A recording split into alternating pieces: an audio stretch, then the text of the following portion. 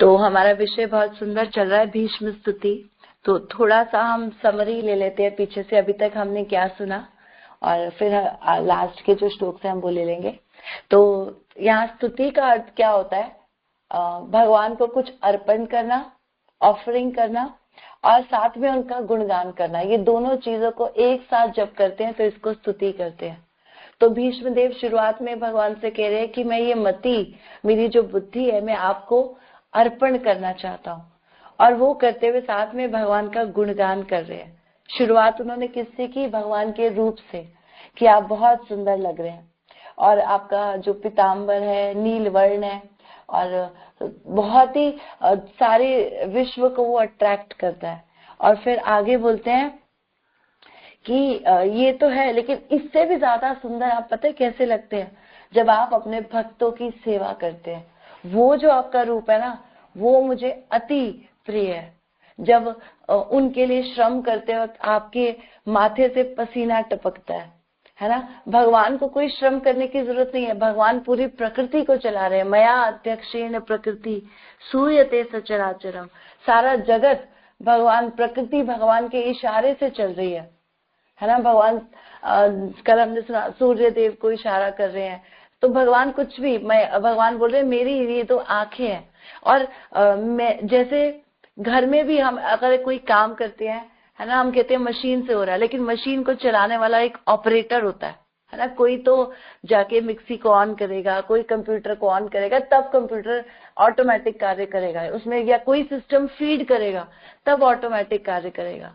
तो ये प्रकृति जो है ये सारी आपके हिसाब से चल रही है, लेकिन आप फिर भी प्रकृति में आते हो, जन्म लेते हो, और लोग मूर्ख बन जाते हैं। लोग सोचते हैं कि भगवान को दोष लगा, भगवान मनुष्य है, इनको पाप है, ये गलत किया, ये अच्छा किया, तो लोग इसमें फंस जाते हैं। लेकिन आपका जो वो सबसे भगवान क्या बोलते हैं कि मैं इस संसार में क्यों आता हूँ? भक्तों के साथ आदान प्रदान करने के लिए। तो जब जब धर्म की आनी होती है, भगवान इस संसार में पहला जो कारण बताते आने का, वो क्या बोलते हैं कि मैं भक्तों के साथ आस्वादन करने आता हूँ। तो वो आपने किया है ना? आपने अर्जुन के रथ के लिए, हमने कल सुना विजय रथ कुटुंब, विजय रथ, अर्जुन के रथ को अपना घर बनाकर आप उसमें ऐसे रहने लग गए कि अब आपको इसको संभालना है। और ये आपने अपने हर भक्त के लिए किया, अर्जुन के लिए किया। उद्धव को भगवान क्या बोलते हैं? न तथा में प्रियतम, न आत्मयोनि, न शंकरो, न च संकर्षणो, नैव आत्मा च यथा भवान।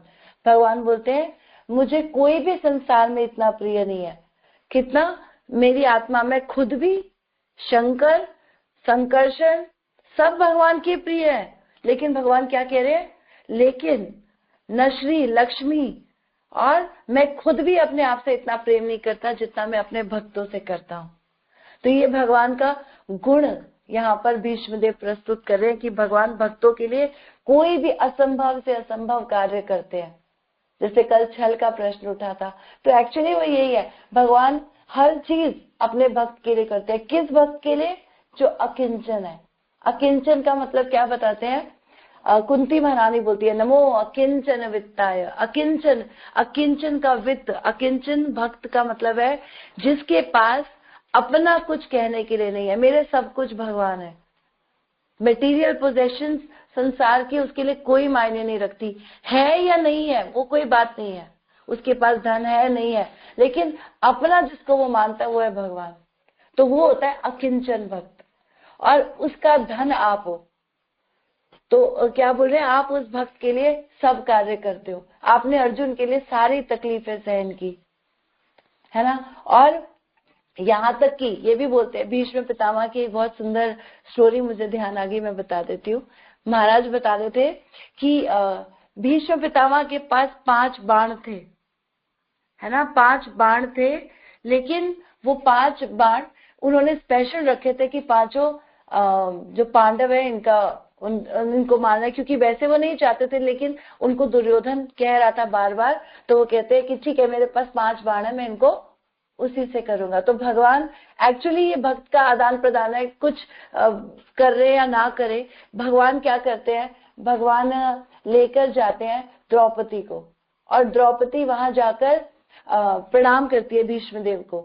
और वो सोचते हैं कि क्योंकि वो सुबह सुबह सबसे पहले जिसको देखते थे वो द्रौपदी की जो दुर्योधन की जो वाइफ थी वो जाती थी और उसको विजयी भव, है ना, सौभाग्य भव, ऐसा आशीर्वाद देते थे। तो कहते आज जाकर ये आशीर्वाद सबसे पहले तुम लो। तो वो सुबह सुबह जाती है ना। और भगवान क्या करते हैं, चप्पल उठा लेते कि आराम से बिना शोर करे आवाज करे सबसे पहले जब वो उठे तो उठते ही उनसे ये आशीर्वाद लो। तो वहां जाते हैं और 5 बाण वो उनसे कहते हैं, वो कहते हैं कि मैं कैसे पहचानूंगी, द्रौपदी कहती है कि वो कौन से, क्योंकि जब वो आरती करेंगे आशीर्वाद देंगे तो वो बोलेंगे वर मांगो। तो कह रहे तुम वो 5 बाण मांग लेना। तो वो कहती मैं 5 बाण जानूंगी कैसे वो कौन से हैं। तो वो 5 बाण कौन से हैं, क्या बोलते हैं भगवान कि मैं काली पीली मक्खी बनकर उस पर बैठूंगा और मैं तुम्हें बताऊंगा वो 5 बाण कौन से हैं। तो वो 5 बाण तुम उठा लेना। तो ऐसे भगवान ने हर समय जैसे जैसे कष्ट आते रहे हमेशा रक्षा की। और फिर आगे क्या बोलते हैं, उससे भी ज्यादा सौभाग्य तो मेरा है, अर्जुन से भी ज्यादा। पहले अर्जुन के सौभाग्य की बात कर रहे थे और अब क्या कह रहे, अर्जुन से बड़ा सौभाग्य तो मेरा है क्योंकि मैंने आपके सामने से दर्शन करे। अर्जुन ने तो आपकी पीठ देखी, है ना, सारे समय उसको आपका वो जो चेहरा, आपका जो भाव है वो नजर नहीं आए। वो जो उसका जो रस है वो मैं ले पाया, है ना। आपका वो भक्त को जो पार्थ के सारथी बनकर जो आपने रस लिया उसका दर्शन तो मैंने किया। अर्जुन ने कहा किया, अर्जुन ने तो आपको सारथी बनाया और आगे बिठाया। तो फिर क्या बता रहे हैं कि भगवान कुछ भी करते हैं भक्तों के लिए। तो अब पहले आपने अर्जुन के लिए किया, फिर आपने मेरे लिए किया। जो आपने शस्त्र उठाए वो शस्त्र किस लिए उठाए, क्योंकि मेरी प्रतिज्ञा थी, मैंने प्रतिज्ञा ली थी कि मैं आपसे उठवा के रहूंगा और आपने कहा था मैं नहीं उठाऊंगा। लेकिन आपने अपनी चीज को साइड किया, अपने मान को, अपने सब चीजों को आपने अपने भक्तों के लिए आगे, खुद को पीछे करके भक्तों को आगे किया। महाराज बोलते हैं कि हरि ने भजता हजू कोई नीलाज जता नथी जानी रे, जेनी सुरता सांवरिया साथ वदे वेद वाणी रे। क्या बोल रहे हैं, हरि का भजन करते हुए किसी की लाज गई ऐसा अभी तक देखा नहीं गया। आपने अपनी लाज को साइड रखा, मेरी बात को ऊपर कर दिया। वाले उगार्यो प्रहलाद के लिए आपने हिरण्यकशिपु को मारा। प्रहलाद 5 वर्ष का बालक, खंबे से भगवान प्रकट हो गए। क्या खंबे में भगवान थे? नहीं थे। भगवान देख रहे थे कि मुझे कहां से प्रकट होना है, मेरा भक्त इशारे कर रहा है। अभी कौन से खंबे पे हिरण्यकशिपु कहेगा कि क्या इस खंबे में भगवान है, और भगवान वहां से प्रकट हो जाएंगे। तो भगवान के लिए भी एक चैलेंज था, लेकिन आपने उसको भी स्वीकारा। एक भक्त का मान रखने के लिए आप खंबे से प्रकट हो गए। तो भगवान कहीं से भी, इसीलिए कई लोग बोलते हैं ना मूर्ति में भगवान है, मूर्ति में भगवान है। बिल्कुल भगवान मूर्ति, अगर भगवान असीमित है, ठीक है, उनमें असीम शक्ति है। जब असीमित है तो वो क्या अपने आप को सीमित नहीं कर सकते। जैसे अनगिनत, किसी के पास अनगिनत करोड़ों रुपए है, तो क्या उसमें लाख रुपया नहीं है? है, अनगिनत में लाख रुपया है जिसको गिन सकते हैं। तो भगवान असीमित शक्ति से अपने आप को सीमित रूप में, अगर भगवान पूरे संसार में है तो क्या मंदिर में नहीं है? सब जगह भगवान, आप सर्वव्यापक हो हम बोलते हैं, सब जगह हो, है ना। तो सबकी पूजा करे क्या? अरे सब जगह है तो क्या मंदिर में नहीं है? वहां भी है। तो भगवान विग्रह रूप में हमारे लिए मूर्तिमंत होते हैं ताकि भक्त उनकी सेवा करके उच्चतर स्तर उनके समान, क्योंकि भगवान के समान हम नहीं जा सकते। भगवान अपने आप को पंच महाभूत में, ये सृष्टि में पृथ्वी जल अग्नि तेज वायु आकाश में आते हैं ताकि भक्त की सेवा स्वीकार कर भक्त का उद्धार कर सके, सेवा करके वो भगवान के प्रति भाव जागृत कर सके। तो ये जागृत करने के लिए कृष्णा स्वीकार करते हैं और भगवान पत्थर में से प्रकट हो सकते हैं। है ना, पत्थर में से श्री राधा रमन का विग्रह निकल कर आया। तो भगवान हर जगह आप ऐसा कार्य करते हैं। तो अब जब ये हमारे पुराने थे कि आपने सब कुछ किया, और आगे अब क्या शुरू हो रहा है, अब आगे नई बात शुरू कर रहे हैं आज के श्लोक में। तो हम आज का श्लोक एक बार पढ़ेंगे, फिर चलते हैं, क्योंकि यहाँ पर वो किसको बात याद कर रहे हैं, कह रहे हैं पहले उन्होंने अर्जुन का गुणगान किया, फिर उन्होंने अपना बोला कि मेरा सौभाग्य अर्जुन से श्रेष्ठ है क्योंकि मैंने आपके मुख का दर्शन किया। और अब क्या बोल रहे हैं, अब गोपियों की बात कर रहे हैं। क्या बोल रहे हैं कि ललित गति विलास वल्गुहास्य प्रणय निरीक्षण कल्पितो रुमाना कृतमनुकृतवत्य उन्मदान्धा प्रकृतिमग्न किल यस्य गोपवधवा। आप किन की बात कर रहे हैं, आप गोपियों की बात कर रहे हैं। गोपियां सर्वश्रेष्ठ भक्त है। अगर भक्ति के लेवल की बात की जाए तो गोपियां सर्वश्रेष्ठ है। क्यों सर्वश्रेष्ठ है, देखते हैं। ललित गति, आपकी जो ललित गति, ललित का मतलब बहुत ही आकर्षक, सुंदर, अट्रैक्टिव जो आपकी गति है, जो चाल है, भगवान की चाल कैसी कही जाती है, यहाँ पर लिख रहे हैं कि जैसे मदमस्त हाथी चलता है, बड़ा, कभी हाथी को आप देखो मस्ती में चलता है, बहुत ही सुंदर चाल होती है, अपनी धुन में चलता है। तो ऐसे ही भगवान की गति है, बड़ा सुंदर, ललित गति विलास वल्गु हास्य, और आपकी हंसी, आपकी स्माइल, मुस्कान बहुत ही सुनहरी है ना। एक होता है जोर जोर से हंसना, हा हा हा हा हा, जैसे राक्षस हंसते हैं, है ना, रावण जैसे हंसता था, हा हा हा हा। और एक होती है थोड़ी सी कम, जिसमें दांत दिखते हैं, हंसी आ गई, दांत दिखते हैं। लेकिन एक होती है जिसमें दांत नहीं दिखते, बहुत ही सुंदर स्माइल, वल्गु हास्य उसको बोलते हैं। तो भगवान की ऐसा इक्षण है, ऐसी टेढ़ी नजरें और वल्गु प्यारी सी स्माइल, ये देखकर गोपियां जो ना आप पे आकृष्ट होती थी। तो भगवान यहाँ पे भीष्म पितामह गोपियों का गुणगान कर रहे हैं कि गोपियां आपको, जब आप अंतर ध्यान हो जाते थे, कृत मन कृतव्य उन्मदान्ध, मतलब कि जब आप उनके सामने से चले जाते थे तो वो इतनी ज्यादा आपके प्रेम में विह्वल उठती थी कि आपकी अनुकरण करती थी। अनुकरण आज जैसे आप कर रहे हो, है ना, दिव्य स्तर पर कोई है तो कोई कर सकता है अनुकरण।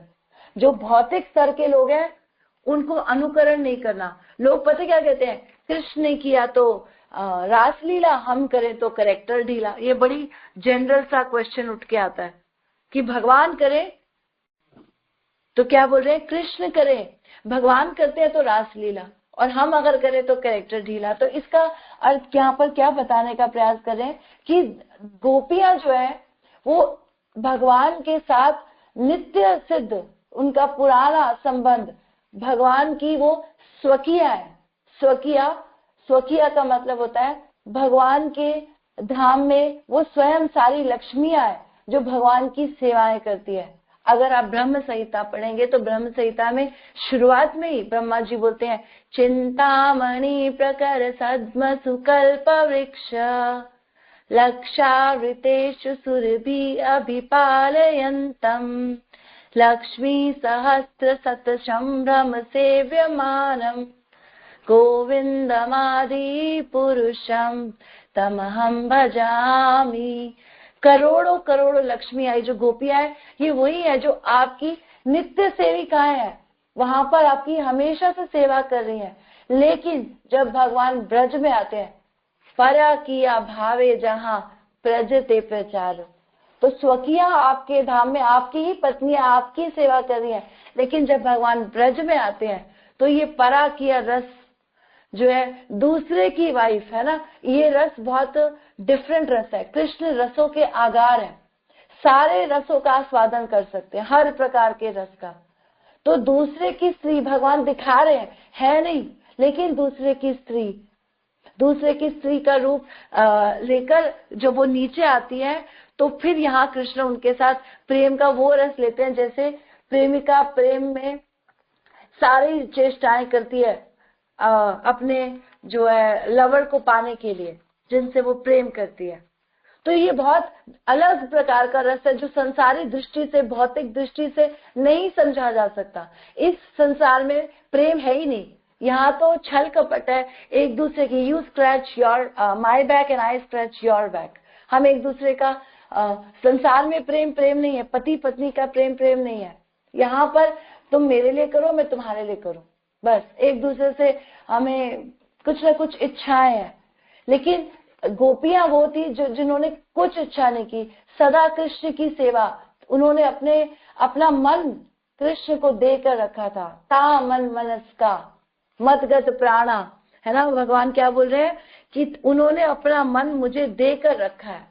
मदर्थ त्यक्त देही का, मेरे लिए शरीर धारण करके बैठी है। गोपियां कब का शरीर छोड़ देती पता है कि जब भगवान गए वो जा सकती थी, लेकिन भगवान नहीं चाहते थे, भगवान चाहते थे वो वहां पर रहे। तो सिर्फ मेरे लिए वो प्राण लेकर बैठी है, एक आस लेकर बैठी है कि कृष्ण वृंदावन में आएंगे, तो एक आस लेकर मेरे लिए वो जी कर बैठी है। तो उनका जो स्तर है ना वो बहुत ही ऊंचा है। हम गोपियों के समान कहाँ सेवा कर सकते हैं, तो बहुत ही ऊंचा रस है। गोपियां हर समय भगवान का इतना, उनको उद्धव आते हैं ज्ञान देने, है ना। भगवान भेजते हैं उद्धव को, एक्चुअली उद्धव को भगवान शिक्षा लेने भेजते हैं कि जाओ गोपियों को बताओ कि वो मुझे भूल जाए, है ना। आत्मज्ञान का बड़ा उनको बोध कराते हैं। तुम ब्रह्म की उपासना करो, ब्रह्म में लीन हो, अपना मन वहां लगाओ, कहाँ कृष्ण के लिए इतना सोच कर बैठी हो, ये वो समझाने जाते हैं। तो गोपियां कहती है तुम उनको याद करने की बात कर रही हो कि उन पे ध्यान लगाओ, ध्यान लगाओ। हम उसको भूलने का प्रयास कर रही हैं, वो भूलता नहीं हमें। तो उनका स्तर बहुत ही ऊंचा था, हर वक्त वो कृष्ण के स्मरण में रहती थी। मार्केट में जाते थे ना, जैसे माखन ले लो, माखन ले लो, बेचने जाती थी। कपड़ा कैसे पहना है, नीचे का ऊपर, ऊपर का नीचे, काजल इधर उधर, उनका ध्यान कृष्ण में इतना मग्न था। तो ध्यान, भगवान मन ही तो मांग रहे हैं और गोपियों ने मन कृष्ण को दिया हुआ था। तो उनका स्तर बहुत ही ऊंचा है, संसार के प्रेम से उनका कोई कंपैरिजन ही नहीं है। तो वो मार्केट में जाकर क्या बोलती थी, माखन ले लो, माखन ले लो, है ना। तो वहां जाकर क्या बोलती थी, कृष्णा ले लो। इतना कृष्ण के चिंतन में रहती थी कि माखन भूल जाती थी और कृष्णा ले लो, कृष्णा ले लो, ऐसा उनका स्तर था। पति सुतान्वय भातृ बांधवान अति विलंघ्यते अंते अच्युतागता। पति भाई बंधु सबसे ऊपर निकल चुकी थी कि अब हमें सब कुछ छोड़कर अब कृष्ण की सेवा में स्तर होना है। लेकिन एक बात है, हमें अगर बोले कि हम भी छोड़ चले, घर बार छोड़ चले, ये नहीं बोल रहे भगवान। अभी वो स्तर आपका नहीं है, अभी आप परिवार में रहिए, परिवार की सेवा कीजिए। लोग इसको बहुत सस्ता ले लेते हैं। अब हम संन्यास ले रहे हैं, घर छोड़ रहे हैं, अब कृष्ण की सेवा में, अब हम वृंदावन जाना चाहते हैं, छोड़। भगवान ये नहीं बोल रहे, वो स्तर आपका नहीं है, अभी आप उस स्तर तक नहीं आ सकते। अभी आप जहाँ हो स्थान स्थित, वहीं पे रहो, सेवा करो। और किस प्रकार से धर्म का पालन करो, बाहर से संसार के लिए आप सारे कार्य करो, अंदर से मन कृष्णा को दो। तो वो गोपियों का स्तर था। बाहर से वो सारे कार्य कर रही थी, लेकिन मन कृष्ण को देकर बैठी थी। और क्या गुणगान करती है, तव कथामृतम तप्त जीवनम कविभिरीडितम कल्मषापहम श्रवण मंगलम श्रीमदाततम भुवि गृणन्ति ये भूरिदा जना। क्या बोल रही है, तव कथामृतम, आपकी कथाएं, इस संसार का, अपनी तो बात कर रही है, उनका तो है ही, लेकिन सबका कल्याण करती है। तव कथा अमृतम, आपकी कथाओं का अमृत। तप्त जीवनम, हम प्यासी आत्माओं के लिए गहरा अमृत का कार्य करता है। संसार में कोई भी कुछ है, कष्ट है, भगवान की कथा श्रवण करने से हृदय मार्जन, हृदय की सफाई होती है। तो वो सबके लिए सुंदर अमृत है। तव कथा अमृतम तप्त जीवनम कवि भी रिंडितम कलमशाप, हम सारे संसार के कलमश का नाश करती है। श्रवण मंगलम, जो सुनेगा, श्रीमदाततम, श्री से युक्त होगा, श्रवण मंगलम मतलब भाग्य से उदित होगा, श्रवण मंगलम श्रीमदाततम भूवि गृणंती ये भूरिदा जना, और उन भक्तों का गुणगान करती है जो आपका गुणगान पूरे संसार में करते हैं। तो गोपी भाव, सबसे बड़ा गोपी भाव क्या है? कृष्ण का भाव लेकर कृष्ण की सेवा कैसे करनी है संसार को जो सिखाते हैं वो भक्त, मुझे भगवान कह रहे हैं अतिशय प्रिय। गोपियां कह रही है वो भक्त सर्वश्रेष्ठ है। भगवान भी कहते हैं कि जो भक्त गीता भागवत यह इदम परमम गुह्यम मद भक्तेषु अभिधास्यति भक्तिमयी परम कृत्वा माम आवेश्यसि अति संशय। भगवान कह रहे हैं कि जो भक्त संसार को ये ज्ञान देते हैं, है ना, गीता के भागवत का प्रचार करते हैं, उनसे प्रिय मुझे कोई नहीं है। 100% वो एक दिन मेरे पास वापस आएंगे। दूसरों का तो करेंगे, सबसे पहले भक्ति उनको ही मिलती है जो प्रचारक बनते हैं, जो प्रचार करते हैं। तो इसीलिए गोपियां तो कह रही है, कृष्णा भी ये बात कंफर्म कर रहे हैं, yes it is like this. तो इसीलिए यहाँ पर गोपियों का गुणगान भीष्म पितामह कर रहे हैं कि देखो वो भक्तों का गुणगान कर रही है। तो हर प्रकार से भगवान के भक्त भगवान को ऊंचा करता है और भगवान भक्तों को ऊंचा करते हैं। भगवान कहते हैं मद भक्त पूजा अभ्य अधिका, मेरे भक्तों की पूजा मुझसे सर्वश्रेष्ठ है। और उन भक्तों का जब अपराध करते हैं तो सारी भक्ति हमारी नाश हो जाती है। नाम अपराध, है ना, कि भगवान के नाम के प्रचार में लगे महाभागवतों की निंदा करना, तो उन भक्तों के प्रति अपराध करते हैं हम, तो हमारा सर्वनाश हो जाता है। तो यहाँ पर भीष्म पितामह अब गोपियों का स्मरण कर रहे हैं कि कितना सुंदर उनका भाव है, वो हमेशा आपके ध्यान में लीन रहती है। तो मेरा मन भी आपके उसी अद्वितीय रूप पे लगा रहे। तो यहाँ पर बहुत ही सुंदर इस बात की बात है। अब अगला श्लोक हमारा क्या आ रहा है? मुनिगण नृपवर्य सकले अंत। मुनिगण अब बोल रहे हैं कि गोपियां तो चलो प्रेम से आई, भक्त प्रेम से आते हैं, अब उससे भी आगे कौन है? जो लोग आपसे ईर्ष्या से आते हैं ना, आप उनके प्रति भी बहुत ही कृपालु रहते हैं। अब ईर्ष्या वाले भक्तों की बात आ रही है। मुनिगण नृपवर्य सब कुछ याद कर रहे हैं अंत समय में भगवान का। सकुले अंत सदसी युधिष्ठिर राजसूय ऐशा।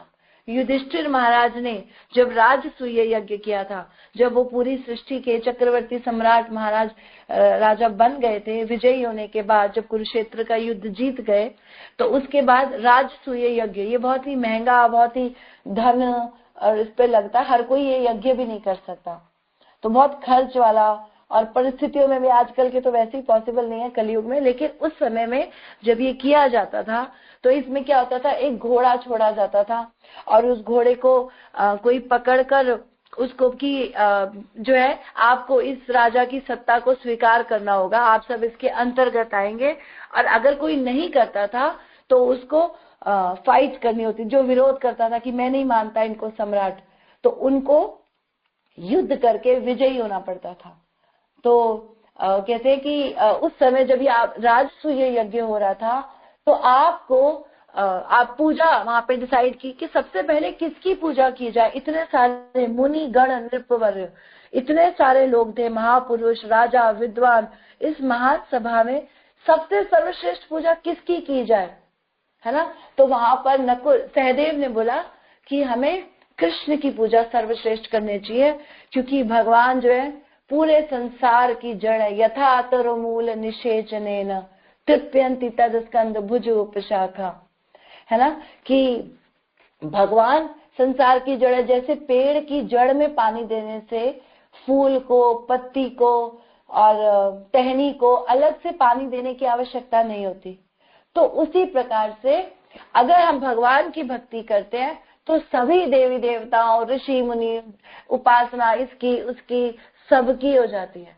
किसी की आपको अलग से करने की जरूरत नहीं है ना। 33 करोड़ देवी देवता है, और अब किस किस को प्रसन्न करोगे। और देवताओं में आपस में कंपटीशन होता है एक एक फूल भी अर्पण करने चलोगे तो 33 करोड़ फूल चाहिए। एक को दिया तो दूसरा नहीं दिया, वो नाराज हो जाता है। लेकिन जब भगवान की भक्ति होती है, क्योंकि भगवान सबके उद्गम स्तोत्र है, तो सब लोग तृप्त हो जाते हैं, सब सेटिस्फाइड हो जाते हैं। तो भगवान की भक्ति करने से सबकी भक्ति हो जाती है। ये भगवान भी गीता में कई जगह बोल रहे हैं, भक्त भी बोल रहे हैं, भागवतम भी, हर जगह इसकी चर्चा हो रही है। तो यहाँ नकुल ने ये बोला कि हमको, सहदेव ने, कि हमको कृष्ण की पूजा करनी चाहिए। लेकिन कई लोगों ने विरोधाभास किया, है ना, शिशुपाल ने और दंतवक्र, ऐसे ही सब भगवान के विरोधी जो थे, भगवान से ईर्ष्या द्वेष करते थे, उन्होंने विरोध किया। लेकिन आपकी क्या बोल रहे हैं, आपका जो भाव है वो इतना परम श्रेष्ठ है कि आप जिनको मारते हो उनको भी मुक्ति देते हो, है ना, उनको भी सायुज्य मुक्ति मिलती है। कि सायुज्य मतलब भगवान में लीन हो जाना। वो मुक्ति में आनंद नहीं है भगवान में। जैसे भगवान ने किसका गला काटा था, शिशुपाल का, जो भगवान को गालियां दे रहा था। तो जब वो दे रहा था तो भगवान ने उसका गला काट दिया, लेकिन फिर उसको भी, तो क्या बोल रहे हैं कि वो भी जो समय था, वो उस समय भी उनको सायुज्य मतलब भगवान में उनकी आत्मा जाके लीन हुई। लेकिन भक्तों की स्थिति इससे भी श्रेष्ठ है। भक्तों को किसी में लीन होने में क्या आनंद है, मुझे बताओ। जैसे हम बोले एक व्यक्ति के अंदर कोई व्यक्ति घुस गया, है ना, तो घुसने में क्या आनंद है। मम्मी की गोद में बच्चा बैठ गया तो उसके अंदर घुस गया, कि आनंद नहीं है। लेकिन बच्चा माँ के साथ बैठे, साथ में खाए, साथ में हंसी मजाक करे, है ना, आदान प्रदान होना चाहिए। कुछ माँ सेवा करे, कुछ बच्चा परिहास करे, आपस में कुछ होना चाहिए, तो वो सेवा में आनंद है। माँ बनाकर खिलाती है तो उसमें आनंद है। लेकिन घुसने में तो कह रहे हैं आपने तो फिर भी दुष्टों को भी मुक्ति प्रदान की, ये आपकी कृपा की अनुकंपा देखिए, दुष्टों पे भी आप कृपा करते हो, तो उनको भी आपने मुक्ति दी। लेकिन भक्तों की स्थिति क्या है, सायुज्य तो लेनी नहीं है, ठीक है, ये होती है सायुज्य मुक्ति। उसके बाद सारूप्य, सामीप्य, सृष्टि और सालोक्य, 4 प्रकार की मुक्ति। सारूप्य मतलब भगवान जैसा रूप मिलता है। सामीप्य भगवान के निकट, जब भक्त भगवान के दिव्य लोक में जाते हैं तो उनको इस प्रकार की मुक्ति मिलती है, मतलब भगवान जैसा रूप मिलेगा, भगवान जैसी ऐश्वर्य सृष्टि मिलेगी, भगवान के लोक में कहीं पे भी वास मिलेगा। और सामीप्य भगवान के निकट, तो कुछ भी उनको मिले, दीयमानाम न गृणंति विना मत सेवना जना, देने पर भी मेरे भक्त ये मुक्तियां स्वीकार नहीं करते, बिना मत सेवना जना, उनको मेरी सेवा में ही आनंद आता है। जैसे यहाँ पर भीष्म पितामह वीर रस में कैसे सेवा कर रहे हैं, भगवान को युद्ध करना है और आनंद लेना है, वीर रस, है ना, वीरता। तो किससे लड़ेंगे, भगवान से कौन जीत सकता है, कोई नहीं जीत सकता। लेकिन भगवान को रस तो लेना है ना, टेस्ट कैसे ले, तो भगवान के ही भक्त भगवान के सामने कह रहे हैं कि वो जो रस है वो मैंने लिया, क्योंकि मैंने आपके सामने से आपको देखा, आपका पसीना टपकते हुए देखा, मेरे बाणों से, मेरे विविध बाणाना, मेरे तीखे बाणों से आपके सोने का कवच टूट गया और आपके भेद हुआ। तो भगवान आनंद ले रहे हैं, जैसे कह रहे हैं चुटकी काट रहा है, जैसे प्रेमिका प्रेमी को चुटकी काटती है तो उसमें आनंद है, तो भगवान उस प्रकार का आनंद लेते हैं। तो यहाँ पर ये बोल रहे हैं कि वो रस भी है एक। तो भक्त लोग हमेशा सर्वश्रेष्ठ है। जब आप हमेशा मुक्ति देते हैं, लेकिन भक्तों को उससे भी ऊपर मुक्ति नहीं चाहिए, उनको सेवा में आनंद चाहिए। जैसे प्रभुपाद इस संसार में आए तो उन्होंने क्या किया, भगवान के नाम का प्रचार किया, उनको उसी में आनंद है। भगवान बुलाएंगे तो उनके पास चले जाएंगे, संसार में भेजेंगे तो संसार में आ जाएंगे, पाताल लोग भेजेंगे पाताल भी चले जाएंगे, जहाँ कृष्ण भेजेंगे वहां जाने के लिए वो तैयार है। स्वर्ग अपी नरक अपी, है ना, क्या है, स्वर्ग में हो नर्क में हो जहां भी हो, भक्तों को कोई फर्क नहीं पड़ता। तदपि उनके लिए एक ही समान है, किसी से वो डरते नहीं है। बहुत ही सुंदर भागवत में ऐसा वर्णन आता है। तो हमारा लास्ट श्लोक ले लेते हैं। इसमें क्या कह रहे हैं, तमिमम सहजम शरीर भाजम, तमिमम मतलब यही है वो भगवान क्लियर कर रहे हैं, सबके सामने डिक्लेयर कर रहे हैं यहाँ पे भीष्म पितामह कि आप ही जो मेरे समक्ष है, जो भगवान तम इमम, ये जो भगवान है शरीर भाजाम, और बद्ध जीवों के शरीर में हर लोग, हर जीव के अंदर आप ही है। किस रूप में? परमात्मा रूप में। हृदय हृदय हृदय हृदय मतलब सबके हृदय में। तिष्ठिताम आत्मकल्पिता नाम, तो आप सबके हृदय में, बाहर भी है अंदर भी है ना। बहिर नरसिंहा हृदय नरसिंहा, नरसिंह मदिम शरणम प्रपद्ये, जहां भी देखो हर जगह नरसिंह है। तब कर, तो क्या बोल रहे हैं? आप अंदर है, बाहर है, सब जगह आप मेरे समक्ष भी खड़े हैं, आप भीतर भी है। और सिर्फ मेरे भीतर नहीं है, जितने भी लोग हैं, किसी भी जीव के अंदर अगर प्राण है तो वो आत्मा जो भगवान का अंश है और उसके साथ परमात्मा, इसी के कारण वो जीवित है। आत्मा और परमात्मा ये दोनों साथ में हर प्राणी के अंदर है। अगर जीव के अंदर से आत्मा निकल जाए तो वो एक केवल शरीर मात्र का कौन भोग करेगा? कौन उसके साथ आनंद लेना चाहेगा? कौन बोलेगा कि मैं महाराज बोलते हैं कि एक स्त्री का पति चला जाए तो क्या वो उसकी सेवा करके वो आनंद ले सकती है? नहीं, वो शरीर सड़ने लगेगा, बदबू मारेगा, 1 घंटे में उसमें से बास आने लग जाएगी उसी क्षण। तो इसीलिए क्या कह रहे हैं? आप सबके हृदय में वास करते हो। किस रूप में? परमात्मा रूप में। आप उनको निर्देश नहीं दे रहे, क्या कर रहे हैं? उपद्रष्टा अनुमंता। उपद्रष्टा, आप देख रहे हैं, वो जो कार्य कर रहे हैं आप देख रहे हैं और उनको अनुमति प्रदान कर रहे हैं। तो कोई कहेगा कि हम गलत करते हैं तो भगवान अनुमति देते हैं हमको करने के लिए। भगवान अनुमति की देने का अर्थ क्या है? भगवान सैंक्शन करते हैं, टिक मारो, ओके करो।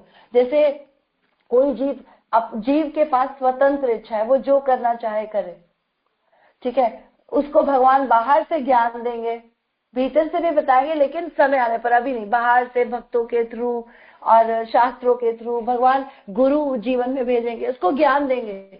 अब वो उसके पास चॉइस है, वो ले या ना ले, तो उसकी स्वतंत्र इच्छा है। तो भगवान देखते हैं कि अगर वो करना चाह रहा है, उसको समझा रहे हैं मत कर मत कर मत कर, फिर भी वो करेगा, तो फिर भगवान क्या करेंगे? भगवान सिर्फ नोटिस करते हैं, ये इसने पाप किया, ये इसने पुण्य किया। पाप का फल अलग, पुण्य का फल अलग, कोई डायरेक्शन नहीं। जैसे कल हमने चर्चा की थी कि एक डाल पे 2 पक्षी बैठे हैं, एक फल खा रहा है और एक देख रहा है।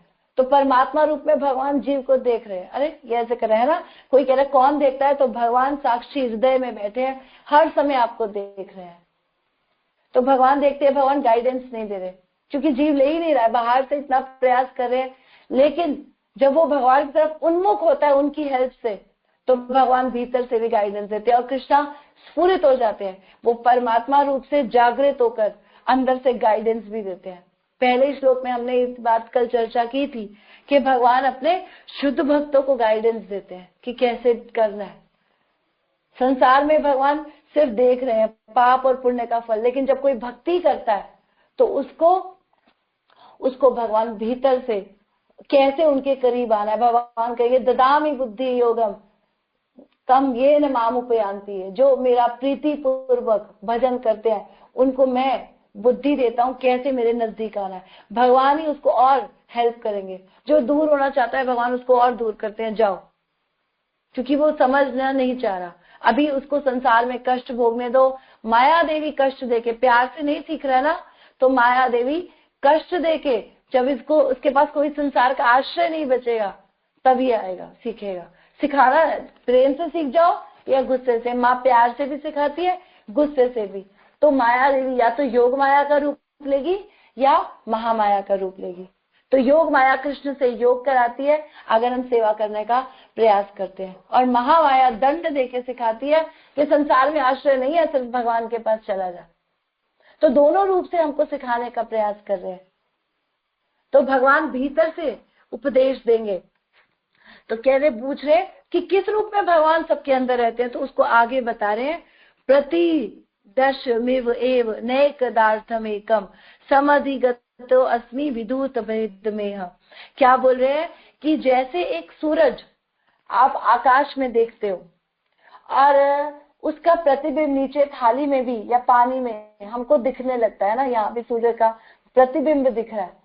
तो जैसे एक सूर्य बाहर ऊपर है और नीचे जितनी मर्जी थालियां लगा दो सब में सूर्य की जो है झलक दिखेगी, उसी प्रकार से भगवान एक बाहर है, भीतर परमात्मा रूप में है हर जीव के अंदर।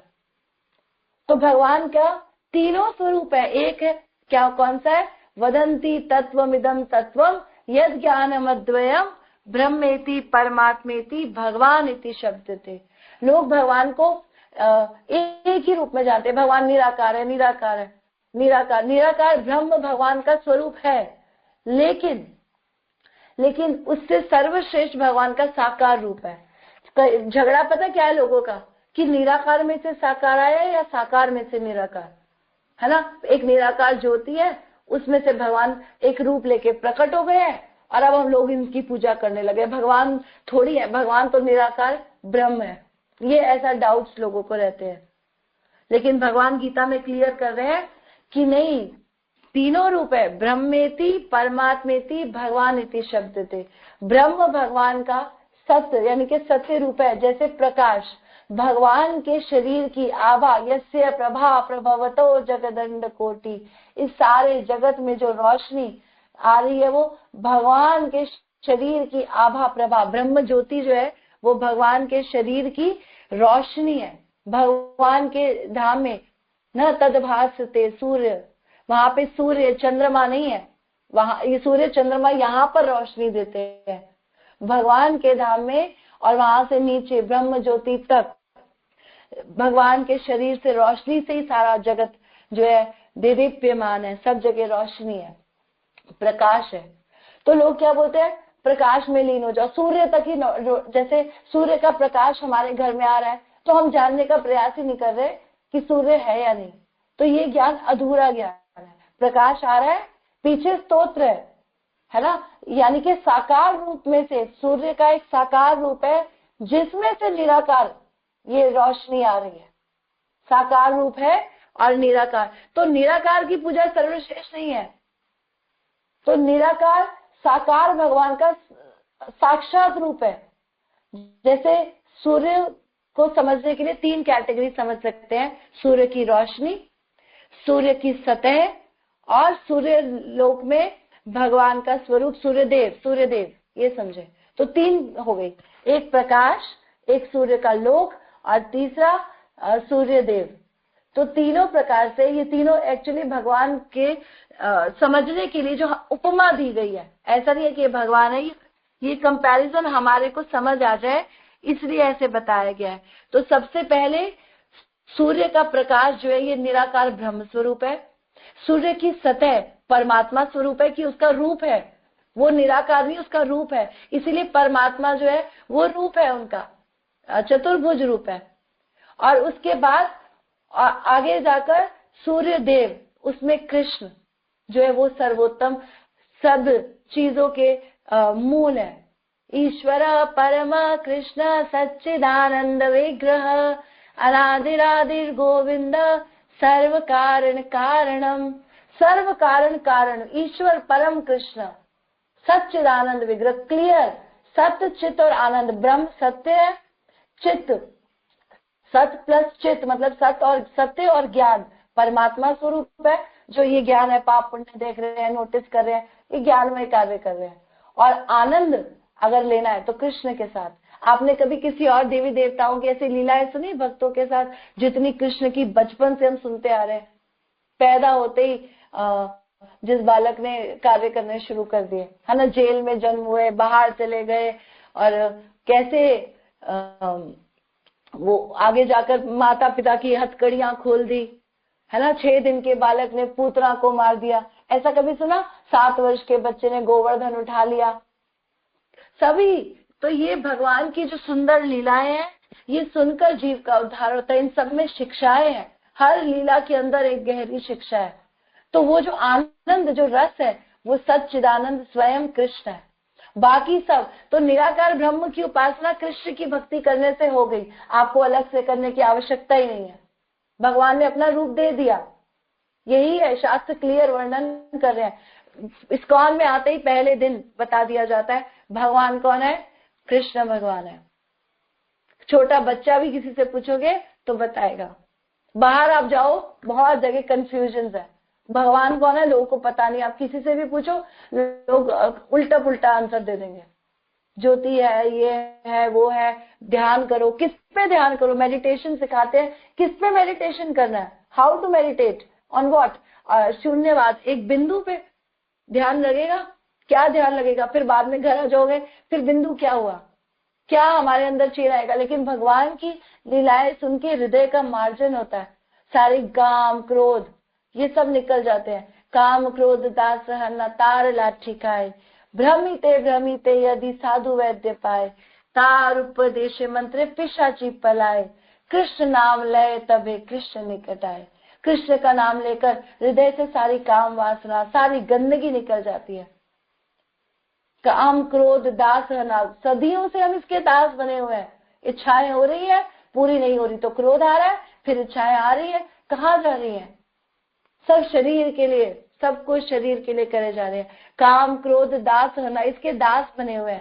तार लाठी खाए और उसकी लाठी खा रहे हैं। भ्रमिते भ्रमिते, और कभी जीवन में भ्रमण करते करते यदि साधु वैद्य पाए, साधु मिलते हैं जो वैद्य का काम करते हैं, आपके अंदर से रोग, आपके भव के रोग का इलाज करते हैं, आपको भगवत धाम जाने का, वापस जाने का, भगवान की सेवा में लगने का उपाय बताते हैं, है ना। उपाय तो रोगी वैद्य क्या करता है? आपके रोग का इलाज करता है। तो साधु वैद्य पाए, भ्रमिते भ्रमिते 84 लाख योनियों में भ्रमण करते करते यदि साधु वैद्य पाए, तार उपदेश मंत्र पिशाची पलाए। और उनका उपदेश, ये जो आपके लिए उपदेश भक्तों ने चैनल बनाया, यूट्यूब बना दिया, ये उपदेश इसीलिए है कि गीता का उपदेश आप सब ग्रहण कीजिए। तार उपदेश मंत्र पिशाची पलाए, पिशाची माया आप दूर भाग जाएगी और आपके सामने भगवान दृष्टि गोचर होंगे। उपदेश मंत्र पिशाची पलाए, कृष्ण नाम लय। लेकिन करना क्या पड़ेगा? कृष्ण नाम लय तबे कृष्ण निकट आए। कृष्ण का नाम लेना पड़ेगा। सबसे सरल और सर्वोत्तम सेवा भगवान का नाम है। यही हमारे शास्त्र हमको बार बार, आप कुछ भी क्लास सुनोगे, निष्कर्ष एक ही है, भगवान का नाम लो, भगवान की सेवा करो, यही मुक्ति की अवस्था है। मुक्ति हित्वा अन्यथा रूपम स्वरूपेण व्यवस्थित। सबसे सर्वश्रेष्ठ जिसको मुक्ति कहा जाता है, मुक्ति का मतलब है आप अपने स्वरूप में स्थित हो गए। और स्वरूप क्या है? हम भगवान के दास हैं, भगवान की सेवा करनी है, बस। तो सरल और सर्वोत्तम सेवा भगवान का नाम लेना, भगवान का प्रसाद पाना, ये दो काम कर रहे हो आप, आपकी सेवा हो रही है। पहले नाम लो और फिर आगे चल के नाम दो संसार को, ठीक है। हरे कृष्णा, दंडवत प्रणाम। हमारा समय भी पूरा हुआ और किसी का कोई प्रश्न या एडिशन है तुम ले सकते हैं। हरे कृष्णा। हरे कृष्णा माता जी, दंडवत प्रणाम। हरे कृष्णा। हाँ जी, दंडवत प्रणाम प्रभु जी। जानवा माता जी, बहुत ही अद्भुत क्लास था। आप सब ऐसे ही कृपा बनाए रखिए और ऐसे प्रचार करते रहिए। माता जी, मेरा एक प्रश्न था कि कभी कभी भक्तों को कभी ऐसा लगता है कि भगवान कभी इसका साथ नहीं देते, मीन्स कभी कभी ऐसे भक्तों का ऐसे विचार आते हैं, तो ऐसे विचार क्यों आते हैं भक्तों को? इसका प्रश्न, ये प्रश्न है मेरा। हरे कृष्णा, दंडवत प्रणाम। तो अभी भक्ति कच्ची है, इसीलिए ऐसे विचार आते हैं। अभी भक्ति परिपक्व नहीं हुई है। जब भक्ति परिपक्व होती है तो ऐसे विचार गायब हो जाते हैं। हमने कल सुना था परसों की क्लास में कि भक्तों को कष्ट क्यों आते हैं, है ना। तो वो उस कष्टों को किस दृष्टि से देखते हैं? एक भक्त कैसे देखता है और एक संसारी व्यक्ति कैसे देखता है? भक्त देखता है कि ये मुझे भगवान और प्यूरिफाई कर रहे हैं, मेरे अंदर की गंदगी, शायद मेरे अंदर ये कमी है, इसको ठीक करने के लिए कृष्णा मुझे इस स्थिति में डाल रहे हैं, अब मैं इस पे वर्क करूंगा। ये बार बार मेरे सामने सिचुएशन इसीलिए आती है, अब मैं इसको ठीक करूंगा। अब मुझे कृष्णा कुछ शिक्षा देना चाहते हैं। भगवान जब कुछ कष्ट दे रहे हैं, यहाँ भीष्म पितामह बोल रहे हैं, ये वही कृष्ण है, इतम काल मन्य, यही वो काल रूप में कृष्ण है जो सारे जीवों को प्रेरणा दे रहे हैं। भगवान क्या कर रहे हैं बताते हैं कि वो भक्त की दृष्टि कैसी होती है, जैसे गंगा अपना रास्ता बना लेती है ना। गंगा के सामने पहाड़ आ जाता है, और गंगा क्या रुक जाती है, जैसे बड़े बड़े पत्थर आ गए बड़े बड़े, तो गंगा इधर से उधर से झरना, अब बद्रीनाथ जाओ कहाँ से बह रहा है पता नहीं चलता, कभी इधर से पानी आ रहा है कभी इधर से, तो पानी अपना रास्ता निकाल लेता है, गंगा प्रवाहित होती रहती है। ऐसे जो भक्त होते हैं, जब भगवान की सेवा में लगते हैं, कोई कष्ट आता है ना तो उसको ताकत बनाते हैं। जब बड़ा पत्थर आया तो गंगा ने उसको पहले तो इकट्ठा करती रही है ना, अपनी एनर्जी बनाती रही और फिर उफान आकर उस पत्थर के ऊपर से कूद जाती है। तो ऐसे ही भक्त भी देखता है कि भगवान मुझे इस समय ठीक कर रहे हैं, मुझे मजबूत बना रहे हैं, अब मैं इसको आसानी से पार कर जाऊंगा। जैसे एक भागवत में बोलते हैं कि शुद्ध भक्तों की क्या स्थिति है, न पाद मूलम मुंचंती, वो भगवान के चरण कमल किसी स्थिति में नहीं छोड़ते।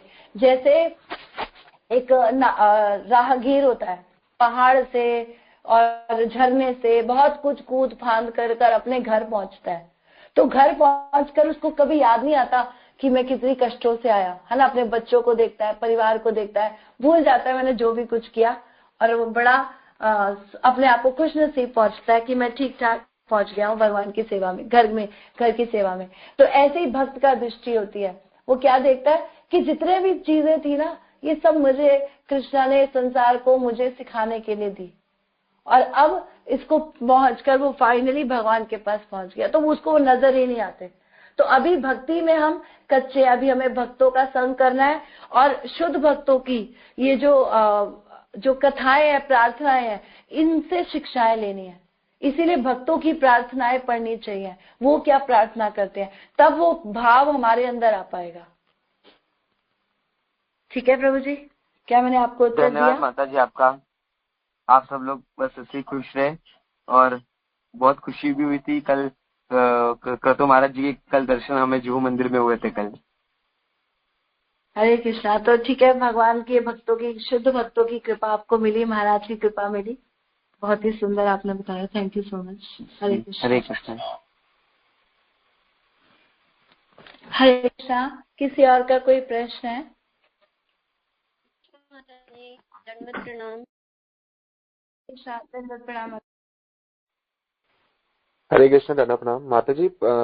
माता जी का प्रश्न है कि जो भगवान कृष्ण की भक्ति नहीं करते, डिवोशनल लाइफ में नहीं है, उसके बाद भी वो लग्जरियस लाइफ जीते हैं, तो ऐसा कैसे होता है? हरे कृष्णा। तो माता जी, ये हमारे ना पूर्व कर्मों के कारण कुछ हमारे पास अगर सांसारिक भोग है ना, भगवान ने अगर कुछ दिया है तो पिछला कुछ हमने अच्छा किया हुआ है, उसका फल मिल रहा है। लेकिन अभी अगर हम भक्ति नहीं कर रहे और अच्छा नहीं कर रहे, अच्छा मतलब अकर्म, भगवान के प्रति अपना कर्तव्य पालन नहीं कर रहे, तो इसका फल भी आगे चल के हमको मिलने ही वाला है। तो जो लोग अभी अच्छी लग्जूरियस लाइफ आप देख रहे हो, ये कोई बहुत अच्छी चीज, अच्छी कंडीशन नहीं है। अच्छी कंडीशन का मतलब है व्यक्ति वहां पर रहता हुआ भगवान का भजन कर रहा है या नहीं। तो जो लोग लग्जूरियस लाइफ में है, लग्जूरियस लाइफ कितने समय तक की है, उसके बाद क्या, उसके आगे आने वाले जीवन में क्या, 84 लाख योनियों से वो कैसे अपने आप को बचा पाएंगे? तो उसका तो उपाय नहीं है ना, उसके लिए उनको भगवान के प्रति शुद्ध भक्ति करनी ही होगी। और शुद्ध भक्ति तो समय के साथ, लेकिन कर्तव्य पालन शुरुआत तो करनी पड़ेगी, तब जाके उनको भगवान बोल रहे हैं कि जो भक्ति करते हैं उनके लिए कोई लॉस, कोई हानि नहीं है कभी भी। भगवद गीता 2.40 श्लोक भगवान बोल रहे हैं, नेहा अभिक्रमशो नास्ते प्रत्यवायो न विद्यते, कि भक्ति के प्रयास में कोई लग गया तो उसको कोई हानि नहीं होने वाली। और जो अभी धनवान है बाद में निर्धन हो जाएंगे, जो अभी निर्धन है बाद में धनवान हो सकते हैं, ये तो आने जाने वाली चीज है। लेकिन भक्ति ऐसा मार्ग है जहां पर आप 100% सेफ सिचुएशन में हो। भगवान बोलते हैं कोई किसी की भक्ति अधूरी भी छूट गई तो शुचि नाम श्रीमताम गेहे योगो भ्रष्ट विजायते, उनको शुचि नाम मतलब पवित्र लोगों के यहाँ, और श्रीमताम मतलब धनवान लोगों के यहाँ मैं जन्म देता हूँ ताकि वो भक्ति करते रहे। तो भगवान हमारी सारी डिफिकल्टी, क्योंकि अगर व्यक्ति के पास खाने पीने को नहीं होगा तो वो कहाँ भजन कर पाएगा, तो भगवान उस सिचुएशन से हमको सेफ गार्ड कर रहे हैं, हमको बता रहे हैं कि आप वहां पर सेफ हो, मैं आपके लिए सारा प्रोविजन करके रखूंगा, लेकिन आप भक्ति तो करो। तो जो लोग आप अभी उनको लग्जूरियस में देख रहे हो, उससे कोई उनको ज्यादा लाभ नहीं होने वाला है। ये सिर्फ इसी जन्म का भोग रहे हैं, आगे आने वाले जन्मों में इस कर्म, इस जन्म में जो कार्य कर रहे हैं, जैसी क्षेत्रा में शरीर छोड़ेंगे उनका अगला शरीर तैयार खड़ा है, तो उससे कैसे बचेंगे। तो भक्ति जो है ये आपको भगवत गीता, आप अगर इसका आमुख पढ़ोगे तो इसमें लिखा हुआ है कि आपको भव सागर से उबारने के लिए, जन्म मृत्यु जरा व्याधि के साइकिल से निकालने के लिए भगवत गीता भगवान ने प्रस्तुत किया। तो ये हर उस व्यक्ति के लिए जिसको जन्म मृत्यु बुढ़ापा रोग लगा। ठीक है माता जी, हरे कृष्णा। क्या आपको उत्तर मिला? जी माता जी, जी माता जी। जी मेरा एक प्रश्न और है ना, जैसे मैं इसका कोई या लग्जरी मैं तो देखती हूँ इसलिए आपसे पूछा मैंने क्वेश्चन, लेकिन मेरा ये है कि कोई भी कृष्ण भक्त होता है जिसके पास ज्यादा लग्जरी होती है, ज्यादा मतलब वो अपने आप को कुछ इस तरीके से अपने संसार में पेश करता है, मतलब वो एक कृष्ण भक्त या कोई डिवोटी होता है तो उसको थोड़ा सा बहुत वैसी नजर से देखता है कि इसमें ये क्या कर रहा है, क्या है इसकी लाइफ में। उसको ये नहीं पता है कि मेन जो हमारे जीवन का उद्देश्य क्या है। आप क्या कहना चाह रहे हो कि डिवोटी इस नजर से संसार को देखता है कि ये लोग समझे नहीं? मैं आपका क्वेश्चन ही समझ नहीं पा रही हूँ, आपकी आवाज आधी आ रही है। माता जी मेरा प्रश्न ये है कि जो लग्जरियस लाइफ जीते हैं तो वो एक डिवोटी को ऐसे देखते हैं कि ये तो अपने जीवन को ऐसे व्यर्थ में खराब कर रहा है। डिवोटी को लोग ऐसे देखते हैं, आप ये कह रहे हो? जी माता जी। हाँ, तो ये लोगों का दृष्टिकोण है, इसमें हम उनके साथ कुछ नहीं कर सकते, वो जैसे मर्जी करे, वो जीव स्वतंत्र है ना। अगर उनके अंदर अच्छी चेतना होगी तो वो समझेंगे, नहीं समझेंगे तो समय लगेगा, अपना ही समय बढ़ा रहे हैं वो। भगवान बोल रहे हैं चतुर्विधा भजन्ते माम जना सुकृतिनो अर्जुन।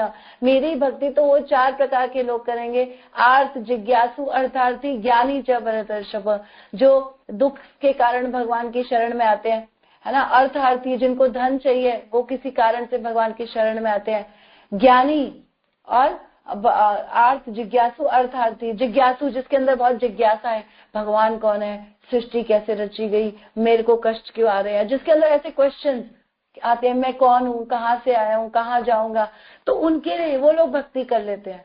जो लोग इन सब चीजों में नहीं पढ़ना चाहते तो अपना समय बढ़ा रहे हैं, बस और कुछ नहीं हो सकते। उनके दृष्टिकोण से हमें फर्क नहीं पड़ना चाहिए। हरे कृष्णा। जी माता जी, जी माता जी, हरे कृष्णा, धन्यवाद, प्रणाम माता जी, धन्यवाद।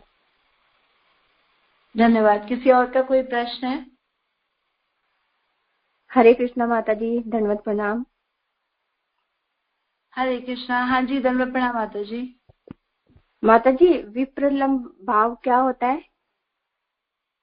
हरे कृष्णा। तो विप्रलम्ब भाव होता है जिसमें विरह की वेदनाएं, मतलब महाराज बताते हैं कि बहुत बढ़ जाती है और उसमें व्यक्ति उसको एक, जैसे गोपियां थी ना, विप्रलम्ब भाव में थी कि एक कृष्ण नहीं, उनको हर जगह कृष्ण का स्मरण होता था, हर वस्तु में वो कृष्ण को अनुभव करती थी कि ये कृष्ण तो नहीं है, ये कृष्ण तो नहीं है, कहीं कृष्ण तो नहीं आ रहे। तो विप्रलम्ब भाव में महाराज एक बार बता रहे थे कि मैं जय पताका स्वामी महाराज से मिला जब महाराज के पैर में ऑपरेशन हुआ था तब। तो उसके बाद उन्होंने ये प्रश्न जय पताका स्वामी महाराज से, क्योंकि भक्त जब भक्तों से मिलते हैं तो भगवान की ही चर्चा करते हैं, तो कोई कारण तो होता ही है कि बात करें, कुछ ना कुछ बोले, कुछ सीखे, है ना। तो महाराज को ऑलरेडी आंसर पता है, लेकिन फिर भी हम जैसे जीवों के कल्याण के लिए प्रश्न उत्तर किए जाते हैं। तो महाराज उनसे प्रश्न पूछते हैं कि मेरा क्या कर्तव्य है, मुझे क्या करना चाहिए। तो जय पताका स्वामी महाराज को बोलते हैं विप्रलम्ब भाव में सेवा करो, कि हर जगह कृष्ण का अनुभव करते हुए हर जीव को, हर प्राणी को कृष्ण भक्ति कैसे दूं, क्या करूं, कैसे ये भगवान की शरण में आ जाए, इस भाव से सेवा करो। तो समय आने पर भगवान हमको जो भी रूप दे वो भगवान की इच्छा है, लेकिन यहाँ पर हमारा जो वास्तविक स्वरूप अभी है सेवा का, उस रूप में स्थित हो जाओ, ये विप्रलम्ब भाव है। तो वहाँ पे कृष्ण का अनुभव बहुत ज्यादा बार बार, है ना, क्या कहते हैं, प्रतिमा तुम्ही नाई तुम्ही साक्षात ब्रजेंद्र नंदन, प्रतिमा में भगवान, और हर पेड़ पौधा हर चीज में कैसे मैं भगवान की सेवा में लगा दूं, तो इसको कहते हैं विप्रलम्ब भाव। ठीक है माता जी? ठीक है माता जी, हरे कृष्णा, धन्यवाद, प्रणाम। इसको और सरल बता सकते हैं? कि भगवान मिल नहीं रहे हैं लेकिन चेष्टा बढ़ रही है मिलने की। तो ये एक्चुअली विप्रलंबा भाव है। जो जानवर ने बताया इसको और ज्यादा एलेबोरेट करे तो भगवान नहीं मिले आपको लेकिन आपकी चेष्टा और बढ़ती जा रही है बढ़ती जा रही है, और ये विप्रलंबा भाव है। क्योंकि भगवान मिल जाए तो फिर तो सारा गेम ही खत्म हो जाता है। मिलने ना मिलने से पहले की जो सिचुएशन है बस अभी मिलने वाले हैं और मिल नहीं रहे, तो वो जो क्यूरियोसिटी है वो विप्रलंबा भाव है। किसी चीज को पाने की तीव्रता बढ़ती जा रही है, वो बहुत पास में है लेकिन वो मिल नहीं रहे, बस उसको विप्रलंबा भाव कहते हैं। ठीक है, तो प्रभु जी ने कंप्लीट कर दिया। हरे कृष्णा। किसी और का कोई प्रश्न है? हरे कृष्णा। धन्य प्रणाम माता जी। हरे कृष्णा। हाँ, धन्य प्रणाम माता जी। माता जी, जैसे हम भक्ति में होते हैं और हमारी इच्छा होती है कि हम ज्यादा से ज्यादा गुरु की सेवा कर सकें, हम ज्यादा से ज्यादा समय भगवान को दे सकें, कुछ रीडिंग करें, कुछ बुक डिस्ट्रीब्यूशन करें, जो चीज हमारे पास है, हमारे पास बल है, हमारे पास धन है, हमारे पास बुद्धि है, जो कुछ भगवान ने हमें समर्थ दी है वो मैक्सिमम टू मैक्सिमम हम सेवा में लगा सकें। लेकिन कुछ हमारी फिजिकल मतलब कंडीशंस, जैसे हमारे हेल्थ इश्यूज हो जाते हैं, कभी कभी हमारी मन की दशा या हमारे कुछ पुराने संस्कार होते हैं जो आड़े आते हैं और हमें परेशान करते हैं, उसके चलते माता जी हम कर नहीं पाते, तो इसमें फिर हमें गिल्टी होती है। तो माता जी, जैसे प्रभु जी ने क्लास में बताया था, परेश प्रभु जी ने, कि जीव के हाथ में सिर्फ इच्छा होती है। तो अगर जीव इच्छा रखे तो भगवान ऐसी परिस्थितियां बना देते हैं कि हम उसको कर पाते हैं। तो हमारी इच्छा तो है लेकिन हम नहीं कर पा रहे, तो ऐसे में माता जी हमें क्या करना चाहिए, थोड़ा इस बारे में बताएं माता जी। हरे कृष्णा। धन्य प्रणाम। हरे कृष्णा प्रभु जी। तो इसमें इतना ही कहूंगी, आप भक्तों से शक्ति लीजिए। जब अभी आपको लग रहा है शारीरिक बल पर आप कमजोर पड़ रहे हैं, तो भक्तों के साथ भक्तों की सेवा करने से, उनसे सीखने से हमारी प्रगति का साधन बहुत जल्दी होता है। तो शुद्ध भक्तों की सेवा करनी चाहिए हमें। और आप शारीरिक बल की बात कर रहे हैं, शरीर में आपको लगता है कमजोरी, आप करना चाह रहे हो, नहीं कर पा रहे हो, तो मानसिक तो हो ही सकता है हर स्थिति में, और आप धन से आप हर प्रकार से करते ही रहते हो सेवा। तो अगर आप अपना शरीर नहीं दे पा रहे हो, खुद नहीं लग पा रहे हो, तो औरों को नियोजित करो कि एटलीस्ट वो कर पाए। तो वो भी हम ही कर रहे हैं। अगर हम औरों को भी सेवाओं में इंगेज कर रहे हैं ना, तो वो भी हम ही सेवा कर रहे हैं, है ना। तो इसे औरों का तो कल्याण हो रहा है, हमारा भी हो रहा है, क्योंकि हमारी ये सेवा है, हम औरों को इंगेज कर रहे हैं।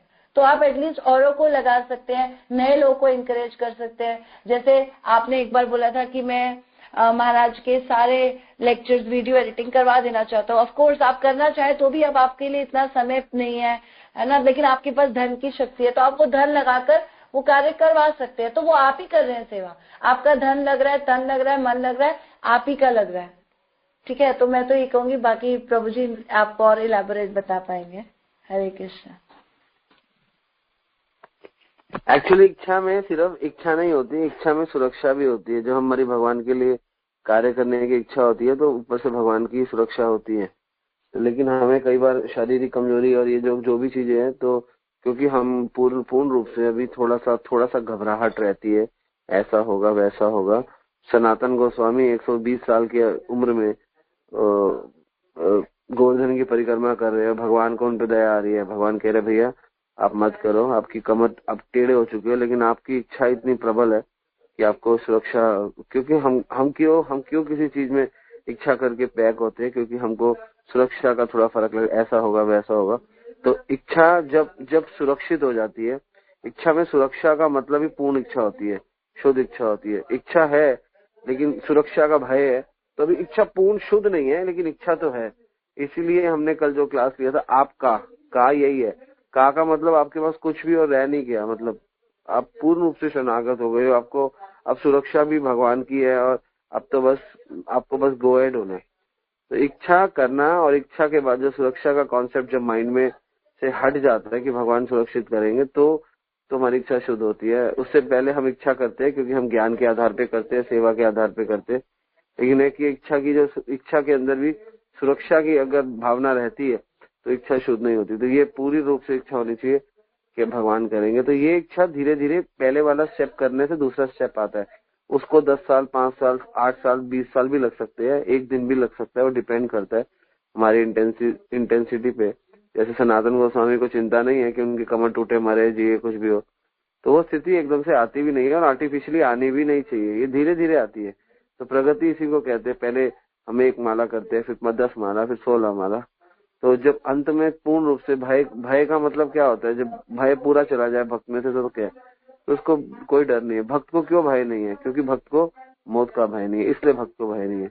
अब भक्ति कर रहे हैं लेकिन छोटा छोटा भय तो है ही, इसका क्या होगा? इसका मतलब क्योंकि अभी भय है।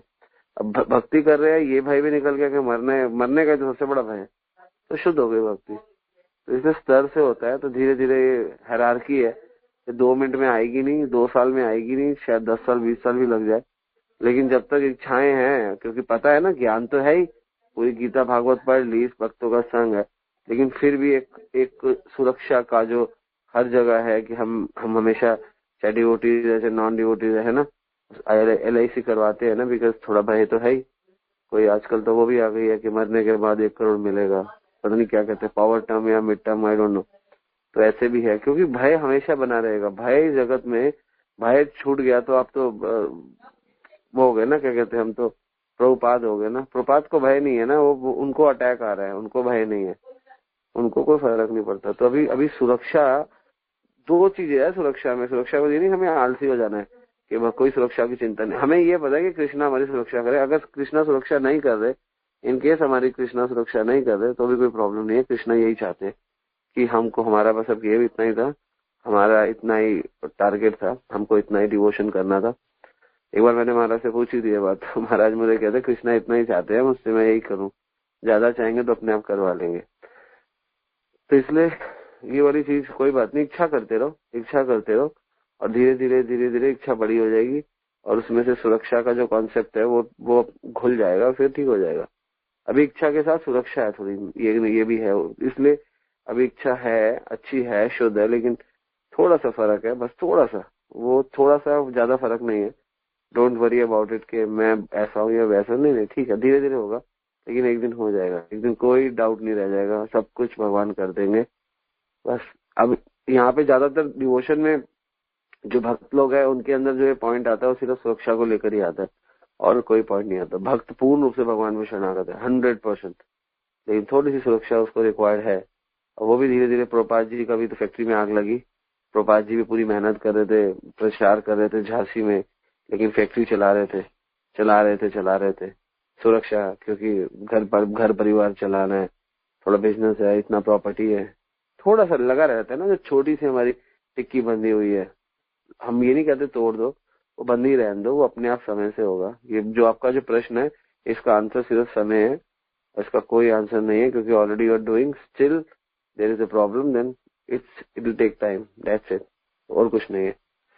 हरे कृष्णा। हरे कृष्ण प्रभु जी, दंडवत प्रणाम। प्रभु जी, अभी आपने बताया कि गोपियां हर जगह कृष्ण को ही देखती थी, कृष्ण को ही चाहती थी और कृष्ण के लिए ही सब करती थी। जैसे गोपी के सामने अगर कृष्ण आ जाते, ऐसे ही हम भी सोचें कि भक्तों के सामने अगर कृष्ण आ जाते, हमें उनसे क्या करना चाहिए, कैसे उनका दर्शन करना चाहिए, प्लीज बताएंगे प्रभु जी। हरे कृष्ण। कृष्ण हमेशा उस भक्त के सामने आएगा जो पश्यति माम सर्वत्र, जो सब जगह कृष्ण को देखता है। जानवा ने बोला था कि विप्र लंबा भाव, कि वो कृष्ण उनको कभी नहीं मिलेंगे जो कृष्ण को पाना चाहते हैं। कृष्ण उनको मिलेंगे जो कृष्ण मिले या ना मिले उनको कोई चिंता नहीं है, ठीक है ना। बेफिक्रे जब आप क्रिकेट खेलते हो ना, जिसको टेंशन नहीं होती वो छक्का मारता है। जो छक्का मारने के लिए बढ़ता है ना, जनरली या तो स्टंप हो जाता है या आउट हो जाता है। बेफिक्रा, लपेड़ा कहते थे ना हम जब छोटे होते थे, यार लपेड़ा है, ये मारता है, क्योंकि फिक्र नहीं है। तो जिसको कृष्ण को पाने की फिक्र है, उसको तो कृष्ण मिलने वाले नहीं है।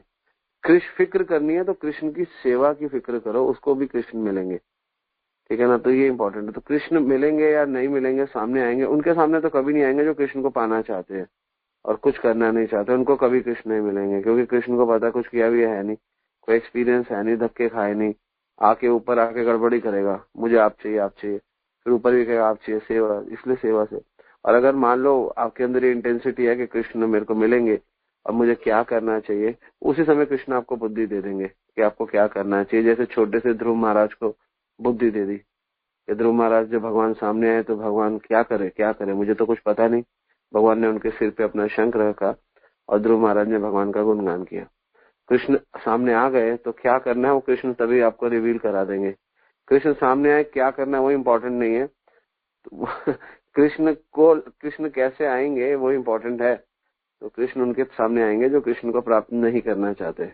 ये एक बहुत ही, मैं आपको अलग बात बता रहा हूँ, जो कृष्ण की सेवा करना चाहते हैं कृष्ण उनसे प्राप्त हो चुके हैं और वो कृष्ण को अनुभव करते हैं, कृष्ण की हर एक्टिविटी को अनुभव करते हैं।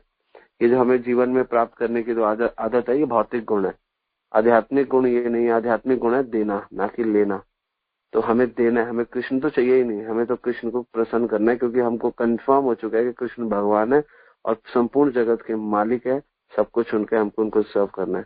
हमको नहीं पता है कि एक सेवक को, जो सेवक अपने मालिक से एक्सपेक्ट करता है मुझे क्या मिलेगा क्या मिलेगा क्या मिलेगा, तो मालिक को पता चल जाता है ये थोड़ा सा तेज है।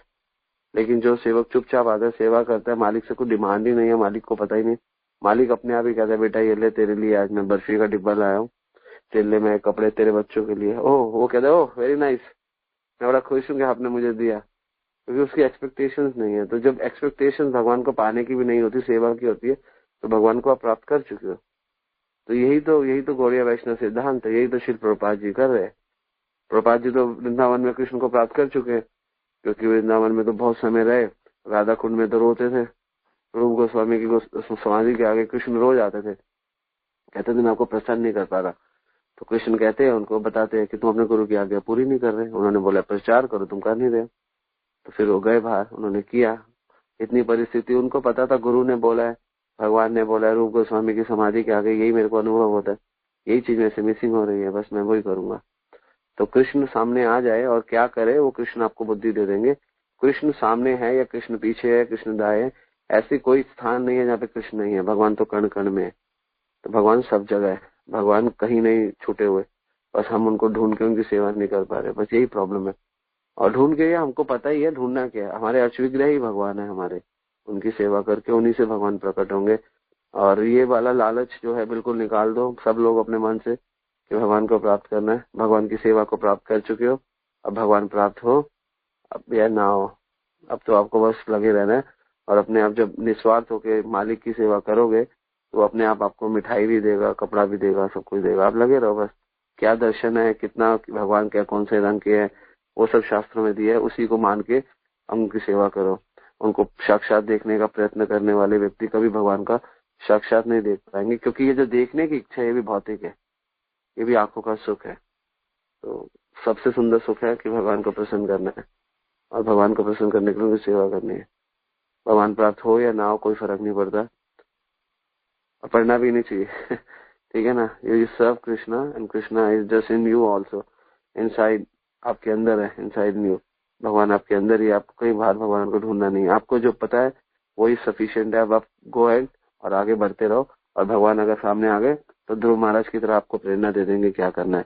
प्रहलाद महाराज, ध्रुव महाराज को प्रेरणा दी कि मेरा गुणगान कर लो, और प्रहलाद महाराज को प्रेरणा है, प्रहलाद महाराज से जब भगवान सामने आए पूछते क्या चाहिए, मुझसे मांगो। तो प्रहलाद महाराज ने क्या मांगा पता? प्रहलाद महाराज ने बोला मेरे को ना मांगने की इच्छा मेरी खत्म कर दो, मुझे कुछ चाहिए नहीं है, बस ये मांगा प्रहलाद महाराज ने। तो इसलिए भगवान को प्राप्त वो भक्त करेगा जो भगवान को सर्व करेगा, और भगवान उससे प्राप्त हो चुके होते हैं। महाराज बताते हैं कोई मर के मुक्त नहीं हुआ, सब जीते जी मुक्त होते हैं। कोई सोचे कि कोई मर के मुक्त होगा, नहीं। कृष्णा तो दूर क्या, सब आपके माता पिता भी आपसे दूर बैठे हैं 2 फुट, भगवान तो अंदर ही बैठे हैं परमात्मा स्वरूप में तो इसलिए भगवान से क्लोज तो कोई है नहीं। और भगवान तो कहते हैं मैं साक्षी हूँ, गति भरता प्रभु साक्षी, और साक्षी भी है क्लोज भी है, फिर भी कितने दूर है। और इस संसार इतना दूर है, सारे दूर है, फिर भी कितने पास है। तो ये जो कैलकुलेशन है, इस कैलकुलेशन में प्रॉब्लम है। इसलिए गीता पढ़ो, भागवत पढ़ो, और ये भावनाएं जो मन में आ रही है इसलिए आ रही है क्योंकि हम लोग अभी थोड़ा सा गीता और भागवत से दूर है, माताओं के साथ, प्रभु के साथ वृंदावन और ये सब कुछ के चक्कर में पड़े हुए। जब तक हम थोड़ा सा शास्त्रों में डाइव मारेंगे तो कुछ अलग दिखेगा। ऊपर से ऐसा दिखता है, अंदर से बहुत कुछ अलग दिखता है। हमको भी ऐसे ही होता है सबको, लेकिन धीरे धीरे जब आप when you'll dive inside the ocean you'll see some diamond, मोती, हीरा। ऊपर से तो मछली दिखती है और गंदगी दिखती है, अंदर जाते हैं तो मोती, हीरा, जवाहरात दिखता है। तो प्लीज थोड़ा डाइव मारो और भगवान सामने आ भी गए तो जब वो सामने आ सकते हैं तो आपको प्रेरणा भी दे सकते हैं कि आपको क्या करना है। उनकी सेवा करो। You chant 16 round every day, 16 माला रोज करो, भागवत पढ़ो, गीता के 2 श्लोक रोज पढ़ो, हो सके तो 1 आधा श्लोक कंठस्थ करो, और जितना ज्यादा हो सके प्रचार के लिए लोगों को कहो कि भगवान का नाम ले। इसी से भगवान प्रकट होंगे और किसी से प्रकट नहीं होंगे। ठीक है, हरे कृष्णा। हरे कृष्णा प्रभु जी, बहुत अच्छा समझाया प्रभु जी। पर ये प्रभु जी ना, हम ब्रिज किशोरी माता जी है ना, तो अपने हमारी क्लास चल रही थी तो ये क्वेश्चन पुटअप किया था सबसे कि अपने अपने भक्त ना अलग अलग अपना बताइए। तो सबकी यही थिंकिंग थी जैसे भगवान सामने आएंगे आंख बंद हो जाएगी या हम घबरा जाएंगे या बेहोश हो जाएंगे, एनीथिंग जो भी। तभी मैंने आपसे ये क्वेश्चन किया प्रभु जी, बहुत अच्छा जवाब दिया आपने। हरे कृष्ण, दंडवत प्रणाम। भगवान सामने आएंगे, आंखें बंद हो जाएगी, खुल जाएगी। वो भगवान सामने आएंगे तो उतनी शक्ति भी देंगे कि आप देख सको। तो इसलिए कोई आंखें बंद नहीं होगी, भगवान आंखें खोल देंगे। जैसे जब अर्जुन को विराट रूप दिखाया तो सब कुछ खोल दिया। भगवान सामने आएंगे तो वही प्रेरणा देंगे कि कैसे प्रार्थना करनी है, क्या करना है, क्या नहीं करना। This is answer of Bhagavatam, Dhruva Maharaj का केस। ओके, हरे कृष्णा। हरे कृष्णा, दंडवत प्रणाम। तो प्रभु जी ने बहुत ही अच्छे से कंप्लीट कर दिया पूरी बात को। किसी और का कोई प्रश्न है? हरे कृष्णा माता जी, दंडवत प्रणाम। हरे कृष्णा, दंडवत प्रणाम। हाँ जी माता जी।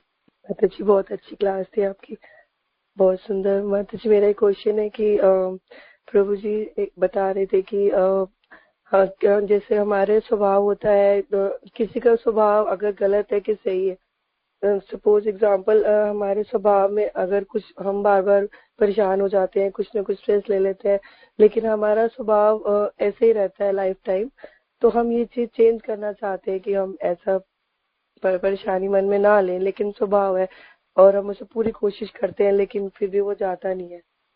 तो माता जी उसको किस तरीके से ठीक करेंगे? क्योंकि परेशानी लेना ठीक नहीं है ना, तो हमें अपना मन खुश रखना है। मन को खुश रखते हैं तो फिर भी उसका इफेक्ट जाता है बॉडी पर, तो हम उसको किस तरह से सही करेंगे माता जी? हरे कृष्णा, दंडवत प्रणाम। प्रभु जी ने आपसे बात बोली थी, वही इसका आंसर आपको ठीक से देंगे पूरा। बॉडी की चिंता करना छोड़ दो, कुछ नहीं होगा, चिंता मत करो। जितनी ज्यादा इसकी चिंता करोगे उतना कष्ट देगी। ठीक है ना। और ये जो हमारे मन में ये है कि हम कमजोर है, हम शरीर से ज्यादा तो मन से कमजोर है, इसलिए उसका इफेक्ट शरीर पे आता है। कोई कमजोर नहीं है, अभी भी थोड़ा सा हम ऐसा कर बना लिया हमने अपने शरीर को समय से के साथ, वो ऐसा बन चुका है। और कुछ और एक सिद्धांत याद रखना हमेशा, ये सिद्धांत हमेशा भक्ति सिद्धांत बोलते थे, अगर इसको याद रखोगे कोई बॉडी प्रॉब्लम नहीं देगी। सिद्धांत ये, जब हमको मरना है तभी हम मरेंगे। ठीक है ना। तो जब जितने साल आपने जीना है उतने साल आप जियोगे, तो डोंट वरी। जब आपको फॉर्मूला पता होता है, जब कोरोना था ना लोग बड़ा घबरा रहे थे, लेकिन हम लोग इसलिए नहीं घबरा रहे थे क्योंकि हम गीता भागवत जानते हैं। तो हमने सोचा अगर हमको मरना है तो हमारे, ये नहीं हम टेक केयर नहीं कर रहे, हम टेक केयर कर रहे हैं, लेकिन अति ज्यादा एक्स्ट्रा ऑर्डिनरी टेक केयर करने की कोई आवश्यकता नहीं है, क्योंकि हमारा समय निर्धारित है, हमारे श्वास निर्धारित है। तो अगर ये श्वास भगवान के नाम में, हमें अगर बहुत भय है, बहुत डर है, जितना ज्यादा भय है, जितना ज्यादा डर है, जितना ज्यादा आसक्ति है, उतनी माला बढ़ाते रहो। दिन में 16 की जगह 32, 32 की जगह 48, 48 की जगह 64 माला करते रहो। शरीर में भी शक्ति आ जाएगी, मन में भी शक्ति आ जाएगी, सब कुछ आ जाएगा। माला करते रहो, घर के भगवान को याद करते रहो, भगवान का स्मरण करते रहो। और मन जो बार बार आपको एक हमें डायरेक्शन में लेकर जाता है, उसको वहां पे मत जाने दो। मन को इस विषय से बाहर निकाल लो कि मैं बीमार हूँ, मेरा शरीर खराब है, मुझे क्या होगा, उस विषय से ही बाहर निकालो। हाँ मैं बीमार हूँ, सब बीमार है, पूरी दुनिया बीमार है। कोई तन दुखी, कोई मन दुखी, कोई धन बिन रहत उदास, होच्छे वत्ता सब दुखी, सुखी हरि का दास। भैया सुखी हरि का दास, जब सुखी हरि का दास ही है तो दास ही बन जाते हैं। ओवर थिंकिंग, ओवर प्रोसेसिवनेस हमेशा स्ट्रेस देती है इस जगत में। इसलिए ज्यादा कई माताएं बड़ी ओवर प्रोसेसिव हो जाती है ना, कि मेरा प्रभु कहीं और किसी माता से बात ना करे प्रचार में। अरे भैया प्रचार करना है तो फिर तो थोड़ी बहुत तो बात करनी पड़ेगी, तो उस माता को भी थोड़ा समझना चाहिए, है ना। तो ऐसे नहीं होता कि नहीं, क्योंकि ये करना पड़ेगा। तो थोड़ा थोड़ा हर चीज में आपको कॉम्प्रोमाइज करना पड़ेगा, क्योंकि और अगर आप इससे अलग जाओगे तो फिर यहाँ जाओ कि मेरा कौन ध्यान रखेगा, मेरे को कुछ हो गया तो भगवान ध्यान रखेंगे, और ये सब कुछ ना धीरे धीरे बिल्डअप होता है। तो बेटर है आप संग करते रहो भक्तों का, भक्तों से एनर्जी लेते रहो, और अगर शरीर बहुत वीक है तो उसको वीक रहने दो, कोई बात नहीं। आप उसका चिंतन, उसका स्मरण अंदर से मत करो वो को कैसे होगा, आप चिंतन कृष्ण का करो। अगर शरीर कमजोर है तो कोई बात नहीं, कृष्ण तो कुछ भी कर सकते हैं, ये वाली भावना रखो। कृष्ण तो वो कौन थे, वो जो जिनको कोड़ हो गया था, महाप्रभु ने टच किया, क्या नाम था उनका, गले लगे और वो उनका कोड़ ठीक कर दिया, जितने चरितमृत में आती है, ठीक है ना। तो भगवान तो ऐसा भी कर सकते हैं। तो अगर कोई रोग है तो भगवान टच करेंगे, सब ठीक हो जाएगा। तो कोई डोंट वरी। और इस बात को, और ये जो स्वभाव कैसे ठीक होगा, स्वभाव, सिग्नेचर, टेम्परेचर और नेचर बहुत देर से चेंज होता है, स्वभाव 2 मिनट में चेंज नहीं होता। इसलिए भगवत गीता में भगवान बोलते हैं स्वभाव आध्यात्म उच्चते, अपना अध्यात्म बढ़ाने से स्वभाव बदलता है। स्वभाव बहुत समय से नहीं बदल रहा तो अध्यात्म को बढ़ाते रहो। लेकिन अगर हम अध्यात्म बढ़ाते हैं तो बहुत सारी मालाएं करो, बहुत ज्यादा माला करो दिन में। बस जब भी टेंशन हो, जब भी समय मिले, किचन का काम खत्म, कोई काम नहीं है, लेक्चर नहीं सुन रही, माला, कोई और काम नहीं है, कुछ नहीं कर रही, घूम रही है, दिमाग घूम रहा है, पकड़ ली माला, सारा टाइम माला करते रहो, करते रहो, करते रहो, करते रहो, करते रहो, करते रहो। इतना सुस्ती, इतनी मस्ती नींद आएगी, कहीं पे बैठ के सो जाओगे, स्ट्रेस ही नहीं रहेगा और सब कुछ ठीक हो जाएगा। ये अनुभव से बता रहा हूँ, ये शास्त्रों का तो मत है, लेकिन अनुभव से बता रहा हूँ। हम भी ऐसे करते हैं, हम भी ऐसे करते थे, एकदम से थोड़ा ना कोई प्योर होता है। माला करते रहो, करते रहो, करते रहो, समय मिलता रहे। 16 तो आपको मिनिमम है, 32, 32, 48, 64 है ना। कई माताएं जो है उनको माला करते रहो। आप देखो, माला करते करते करते करते करते करते कहीं पे भी आपको सुकून मिलेगा, नींद आ जाएगी। भक्तों से भगवान के भक्तों की लीलाएं सुनो, भगवान के सुंदर सुंदर रूप गोस्वामी, सनातन गोस्वामी, मीराबाई, तुकाराम, इनकी कथाएं सुनो, इनके लाइफ के स्ट्रगल सुनो। इनके स्ट्रगल सुनने से ना आपको अपने स्ट्रगल बहुत छोटे लगेंगे। बहुत ये सब करना, स्पिरिचुअल एक्टिविटी बढ़ाते रहो, बढ़ाते रहो, बढ़ाते रहो। और ये जितना अटैचमेंट की चीजें है, बच्चे, परिवार, ये नहीं कहता कि उनको छोड़ दो, क्योंकि इस कंडीशन में जब इतना स्ट्रेस हो ना, बॉडी का पेन हो, ये हो वो, तो फिर थोड़ा थोड़ा आपको चीजें तो एक ना एक दिन तो शरीर को छोड़ना ही है, तो प्रॉब्लम भी नहीं होनी चाहिए। जीवन ऐसा जियो कि कभी भी हमारी मृत्यु हो जाए तो गम ना हो कि हम कल मर गए या परसों मर गए। ऐसा जीवन जीना, भक्ति सिद्धांता बताते हैं कि जीवन ऐसा जियो कि कभी भी मृत्यु हो जाए तो गम ना हो। तो इसलिए अगर आज हमें गम है, मान लो हमारी कल मृत्यु और आज हम गम में जी रहे, तो हमारा अच्छी गति कैसे होगी। तो इसलिए गम मत रखो, और जो भी कुछ है बस जब कुछ समझ में आए भगवान का नाम लो, भगवान के भक्तों के चरित्र को सुनो, भगवान के भक्तों की कथाओं को सुनो, और बिल्कुल कोजी रहो। और स्वभाव कैसे ठीक होगा, मेरा स्वभाव कैसे ठीक होगा, मैं ऐसी हूँ, मैं वैसा हूँ, तो डोंट वरी, स्वभाव बहुत अच्छा है, बहुत सेवा करते हैं। थोड़ा भय है, थोड़ा भय है, ठीक है ना। वो भय क्यों है, क्योंकि भयम द्वितीय अभिनिवेश से उसके जीवन में भय है जिसके जीवन में मैं दूसरे स्थान पर हूँ। हे उद्धव, जिसके जीवन में मैं दूसरे स्थान पे हूँ उसके जीवन में भय है। अपने जीवन के पहले स्थान पे कृष्ण को रखो, दूसरे स्थान पे पुरु को रखो, राधा सेवक को रखो, ऋषु को रखो। पहले स्थान पे कृष्ण को कर दो, दूसरे स्थान पे इसमें सबको कर दो। ये सब भी है, लेकिन पहले स्थान पे कृष्ण को कर दो, जो है उनको दे दो बस। ठीक है, मैं आपकी दासी हूँ, मैं बस, मुझे वो समझ में आ गया, मेरा कोई कुछ नहीं कर सकते, मेरे आप ही कुछ कर सकते हो, मैं आपका नाम लूंगी। लेते रहो, लेते रहो, और 2 महीने के अंदर परफेक्टली ऑल राइट हो जाओगे। कोई शरीर वर्ग की आपको बीमारी नहीं है। माइंड से अपने शरीर की बीमारी को बना लिए, मेरा शरीर कमजोर है, मेरा शरीर कमजोर है। कोई कमजोर नहीं है। आपकी इसके बाद आपकी कुश्ती कराएंगे हम, ठीक है। तो आप अपना बंदा चुन लो किसके साथ करनी है, डोंट वरी। कोई शरीर कमजोर नहीं है, परफेक्टली ऑल राइट है। मन से कमजोर हो, इस मन को बोलो भैया तू मुझे बहुत तंग करता है, तूने मुझे परेशान कर दिया। और जो शरीर में पीड़ाएं आती है 90% मन से ही आ जाती है, ठीक है ना। आपका मन ठीक होगा तो, अगर पता है मेरे सिर में दर्द होता है ना, कभी कभी जब नींद पूरी नहीं होती, इसकी चिंता करता हूँ, पढ़ता है, फिर छोड़ देता हूँ, 2 माला करता हूँ और 2-3 श्लोक पढ़ता, सिर दर्द गायब हो जाता है। ऑनेस्टली बता रहा हूँ, बिल्कुल सच बता रहा हूँ आपको। सोचता हूँ मेरा सिर दर्द है, मेरा सिर दर्द है, बहुत ज्यादा दर्द होता है तो है, क्या करे, चलो सो जाओ, नहीं नींद आ रही तो माला कर लो, माला नहीं करनी तो ये कर लो, ठीक हो जाएगा। तो कोई भी टेंशन नहीं है। आप अभी 2 महीने आप माला करते रहो, maximum rounds you will have to chant, maximum round जितने कर सकते हो। श्रवण करो भक्तों का, भक्तमाल की एक किताब मेरे पास पड़ी है, मैं आपको दूंगा। वो किताब में एक एक भक्त के बारे में लिखा है, बहुत सुंदर सुंदर वैष्णव के बारे में लिखा है। पूरी किताब को चाट लो, पढ़ लो, सब ठीक हो जाएगा, ठीक है। एंड डोंट थिंक कि आपको बहुत कमजोरी है, कोई कमजोरी नहीं है, बहुत पहलवान हो, बहुत सेवाएं करते हो, ठीक है। मन थोड़ा सा वीक है, आई अंडरस्टैंड, डोंट वरी, ठीक है। Hare Krishna. Thank you so much Prabhu ji, बहुत बहुत थैंक यू, बहुत समझ में आया। हरे कृष्णा। हरे कृष्णा प्रभु जी, दंडवत प्रणाम। मेरा एक सवाल है, जैसे आपने बताया कि हमें भगवान को प्राप्त करने की इच्छा नहीं रखनी है, हमें बस सेवा भाव रखना है। तो प्रभु जी जैसे ध्रुव महाराज का एग्जाम्पल है, वैसे सुदामा जी का भी तो एग्जाम्पल है ना। जैसे वो द्वारका गए और द्वारका में जाने के बाद फिर उन्होंने भगवान का दर्शन किया, फिर उनका जो है आदान प्रदान जो हुआ, तो वो द्वारका क्यों गए? फिर वो तो वहां रह के भी अगर सेवा करते जहाँ पे थे वो, और भगवान उनको वही दर्शन दे देते, तो ऐसा क्यों नहीं हुआ? पहली बात तो भगवान के मित्र है और उनको पता है कि वहाँ पे भगवान है।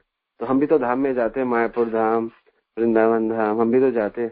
तो भगवान को सब जगह प्राप्त किया जा सकता है, लेकिन भगवान को प्राप्त करने के जो भगवान का धाम है, भगवान साक्षात है, तो उन जगह हमेशा जाना चाहिए। और भगवान, और दूसरी चीज, इच्छा भगवान को प्राप्त करने की, ये नहीं कह रहा इच्छा नहीं होनी चाहिए, भगवान को प्राप्त करने की इच्छा बहुत तीव्र होनी चाहिए, ये वाला पॉइंट नहीं है तीव्र नहीं होनी चाहिए, लेकिन उसके लिए आपको क्या करना है वो पता होना चाहिए।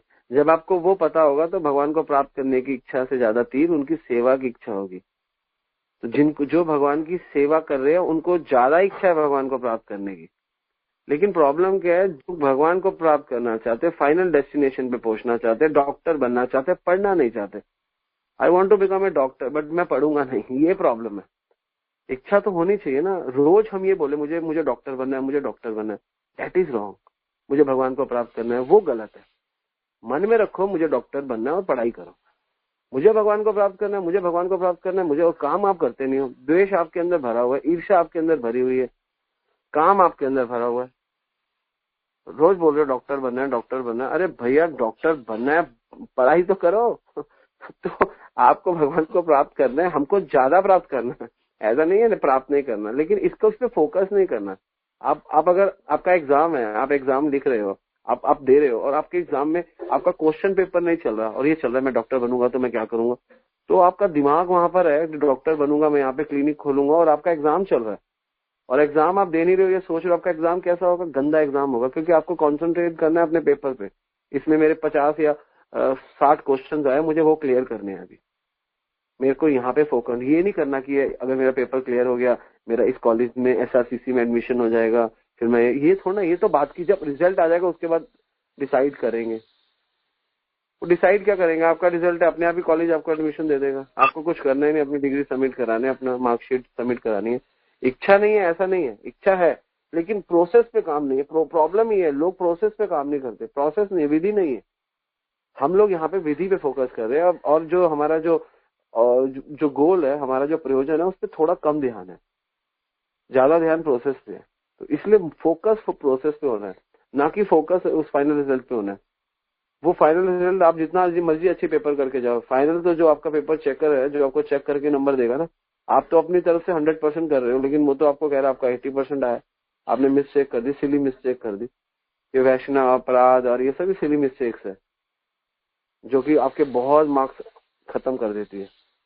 इसलिए प्रॉब्लम ये नहीं है कि ध्यान नहीं करना या धाम नहीं जाना या भगवान के पास नहीं जाना, प्रोसेस पे फोकस करना है।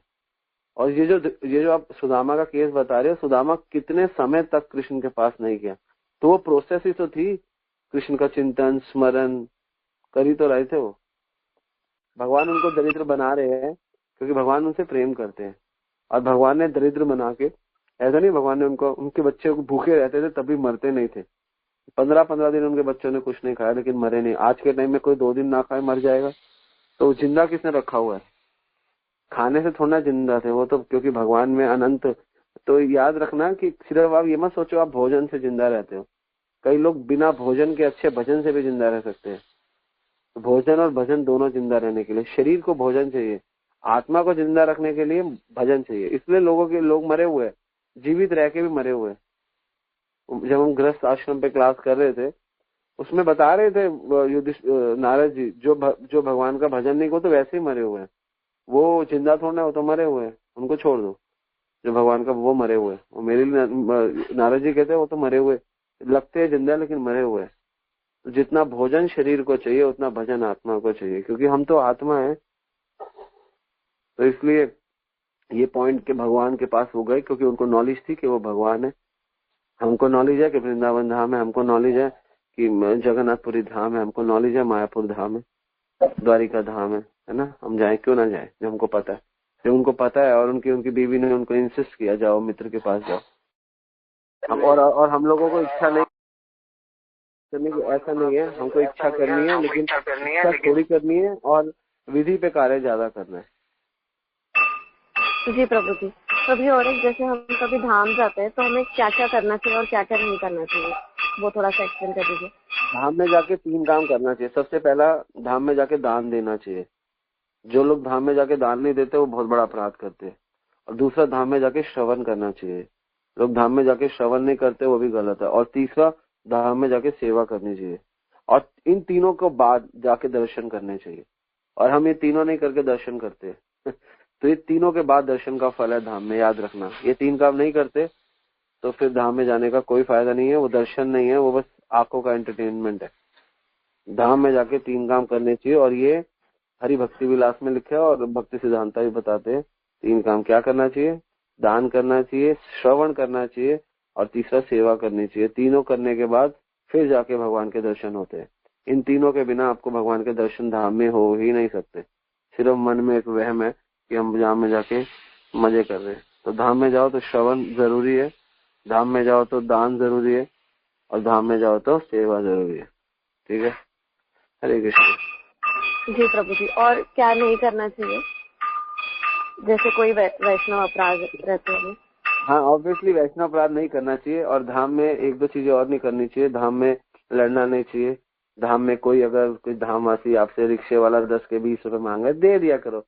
आपको पता है मैं इतना कंजूस हूँ, लेकिन धाम में जाके आप मैसेज बड़ा दिलेर आदमी नहीं देखोगे। कोई भी किसी रिक्शे वाले से बहस नहीं, कितना चाहिए, अरे भैया ज्यादा, चल ले यार, कोई बात नहीं। तो गले मिलना चाहिए, खुश खुश जाना चाहिए, खुश खुश वहाँ पे सबके साथ रहना चाहिए। धाम में जाके आप सबको जो है बांट के आ जाओ थोड़ा बहुत, क्योंकि धाम वो स्थान है जहाँ भगवान गए।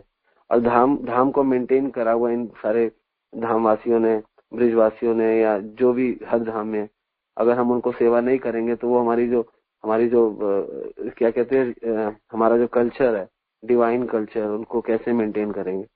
धाम में जाके दान देना चाहिए, हो सके ज्यादा, जैसे नॉर्मल से ज्यादा करना चाहिए।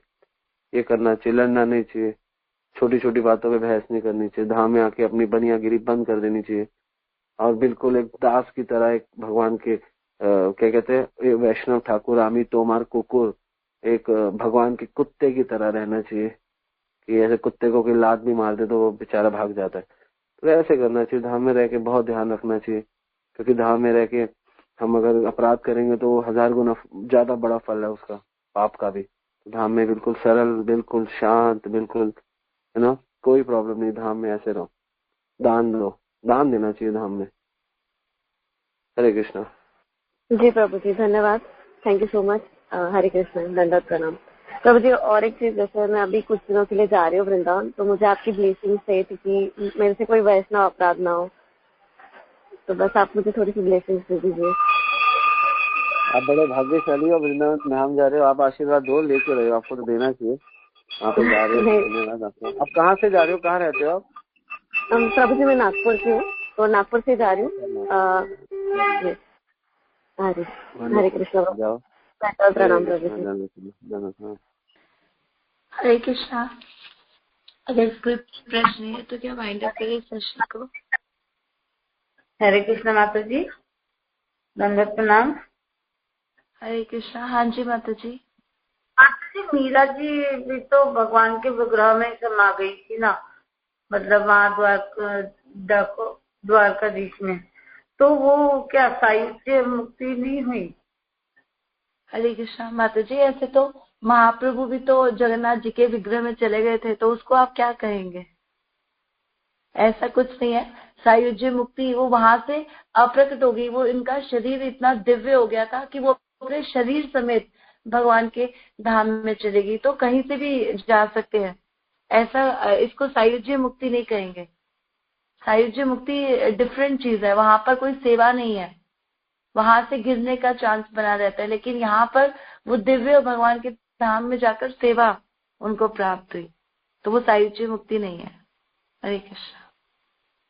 और मीरा जी का कंफर्म नहीं है वो कहाँ गई है। कई लोग कहते हैं वहाँ ये वो समा गई है, कई लोग कहते हैं कि वो गंगा जी में चली गई। सब लोगों ने इनका कोई परफेक्ट आंसर नहीं है, एक्चुअली लोगों को पता नहीं है। एक बात पक्की है कि मीरा जी मुक्ति के स्टेज से बहुत ऊंची है और वो भक्त है भगवान की, और भगवान के साथ उनका लाड़ लड़ाती है और माधुर्य रस की परिकाष्ठा है। और अपना बचपन से ही छोटी उम्र से कृष्ण को अपना पति मान के उन्होंने सेवा की, ठीक है ना। तो मीरा तो one of the best devotee on this planet. इस धरातल पर सबसे महान भक्तों में से मीरा एक है। बेशक वो हमारी संप्रदाय से नहीं है, but still she is one of the best devotee. तो जैसे महाप्रभु को कई लोग कहते हैं वो समुद्र के रास्ते चले गए, कई लोग कहते हैं टोटा गोपीनाथ में समा गए, कई लोग कहते हैं जगन्नाथ जी के अंदर चले गए, तो अलग अलग जगह से गए, क्योंकि महाप्रभु तो दिव्य कृष्ण है, वो तो कहीं से भी सबको अलग अलग दिखा सकते हैं। तो सिमिलरली मीरा भी भगवान की भक्त है। अब वो शरीर गई, उनका शरीर उनको किसी ने नहीं देखा। आखिरी जब वो गई उसके बाद अगले दिन से किसी ने नहीं देखा कहाँ गई। कई भक्त कहते हैं वो जो कौन से थे वो उनके गोपीनाथ इनकी सेवा करते थे, उनके साथ चले गए थे। एनीवे, लेकिन जो भी है उनकी दिव्य लीला है और वो सुंदर भक्त है। उन्होंने अपना जीवन बचपन से ही, और उनका लाड़ अगर मीरा चरित्र पढ़ोगे तो मैं आपको ऑनेस्टली बताता हूँ कि आपका रोंगटे खड़े हो जाएंगे। ऐसी ऐसी लीलाएं उनके साथ हुई, ऐसी दिव्य लीलाएं। सांप भी शालिग्राम बन गए, ये बहुत बड़ी बात है। सांप मारने के लिए भेजे तो डिब्बे में जब सामने खोला तो शालिग्राम बन गए। तो ये भक्ति की परिकाष्ठा है, ये सेवा की परिकाष्ठा है। छोटी उम्र से एक गोदी में एक पहले खिलौने को लेके घूमती थी, उसी खिलौने से प्रेम हो गया, उसी खिलौने को भगवान बना लिया। तो मीरा की जो कथा है वो काफी हद तक तो रुक्मणी जी से मिलती है ना। बचपन से ही उनको भगवान के प्रति इतना लगाव था, शुद्ध भक्ति का स्तर है वो, ठीक है ना। तो वंडरफुल है उनकी कथा। हरे कृष्णा। हरे कृष्ण। माता जी धन्यवाद प्रणाम।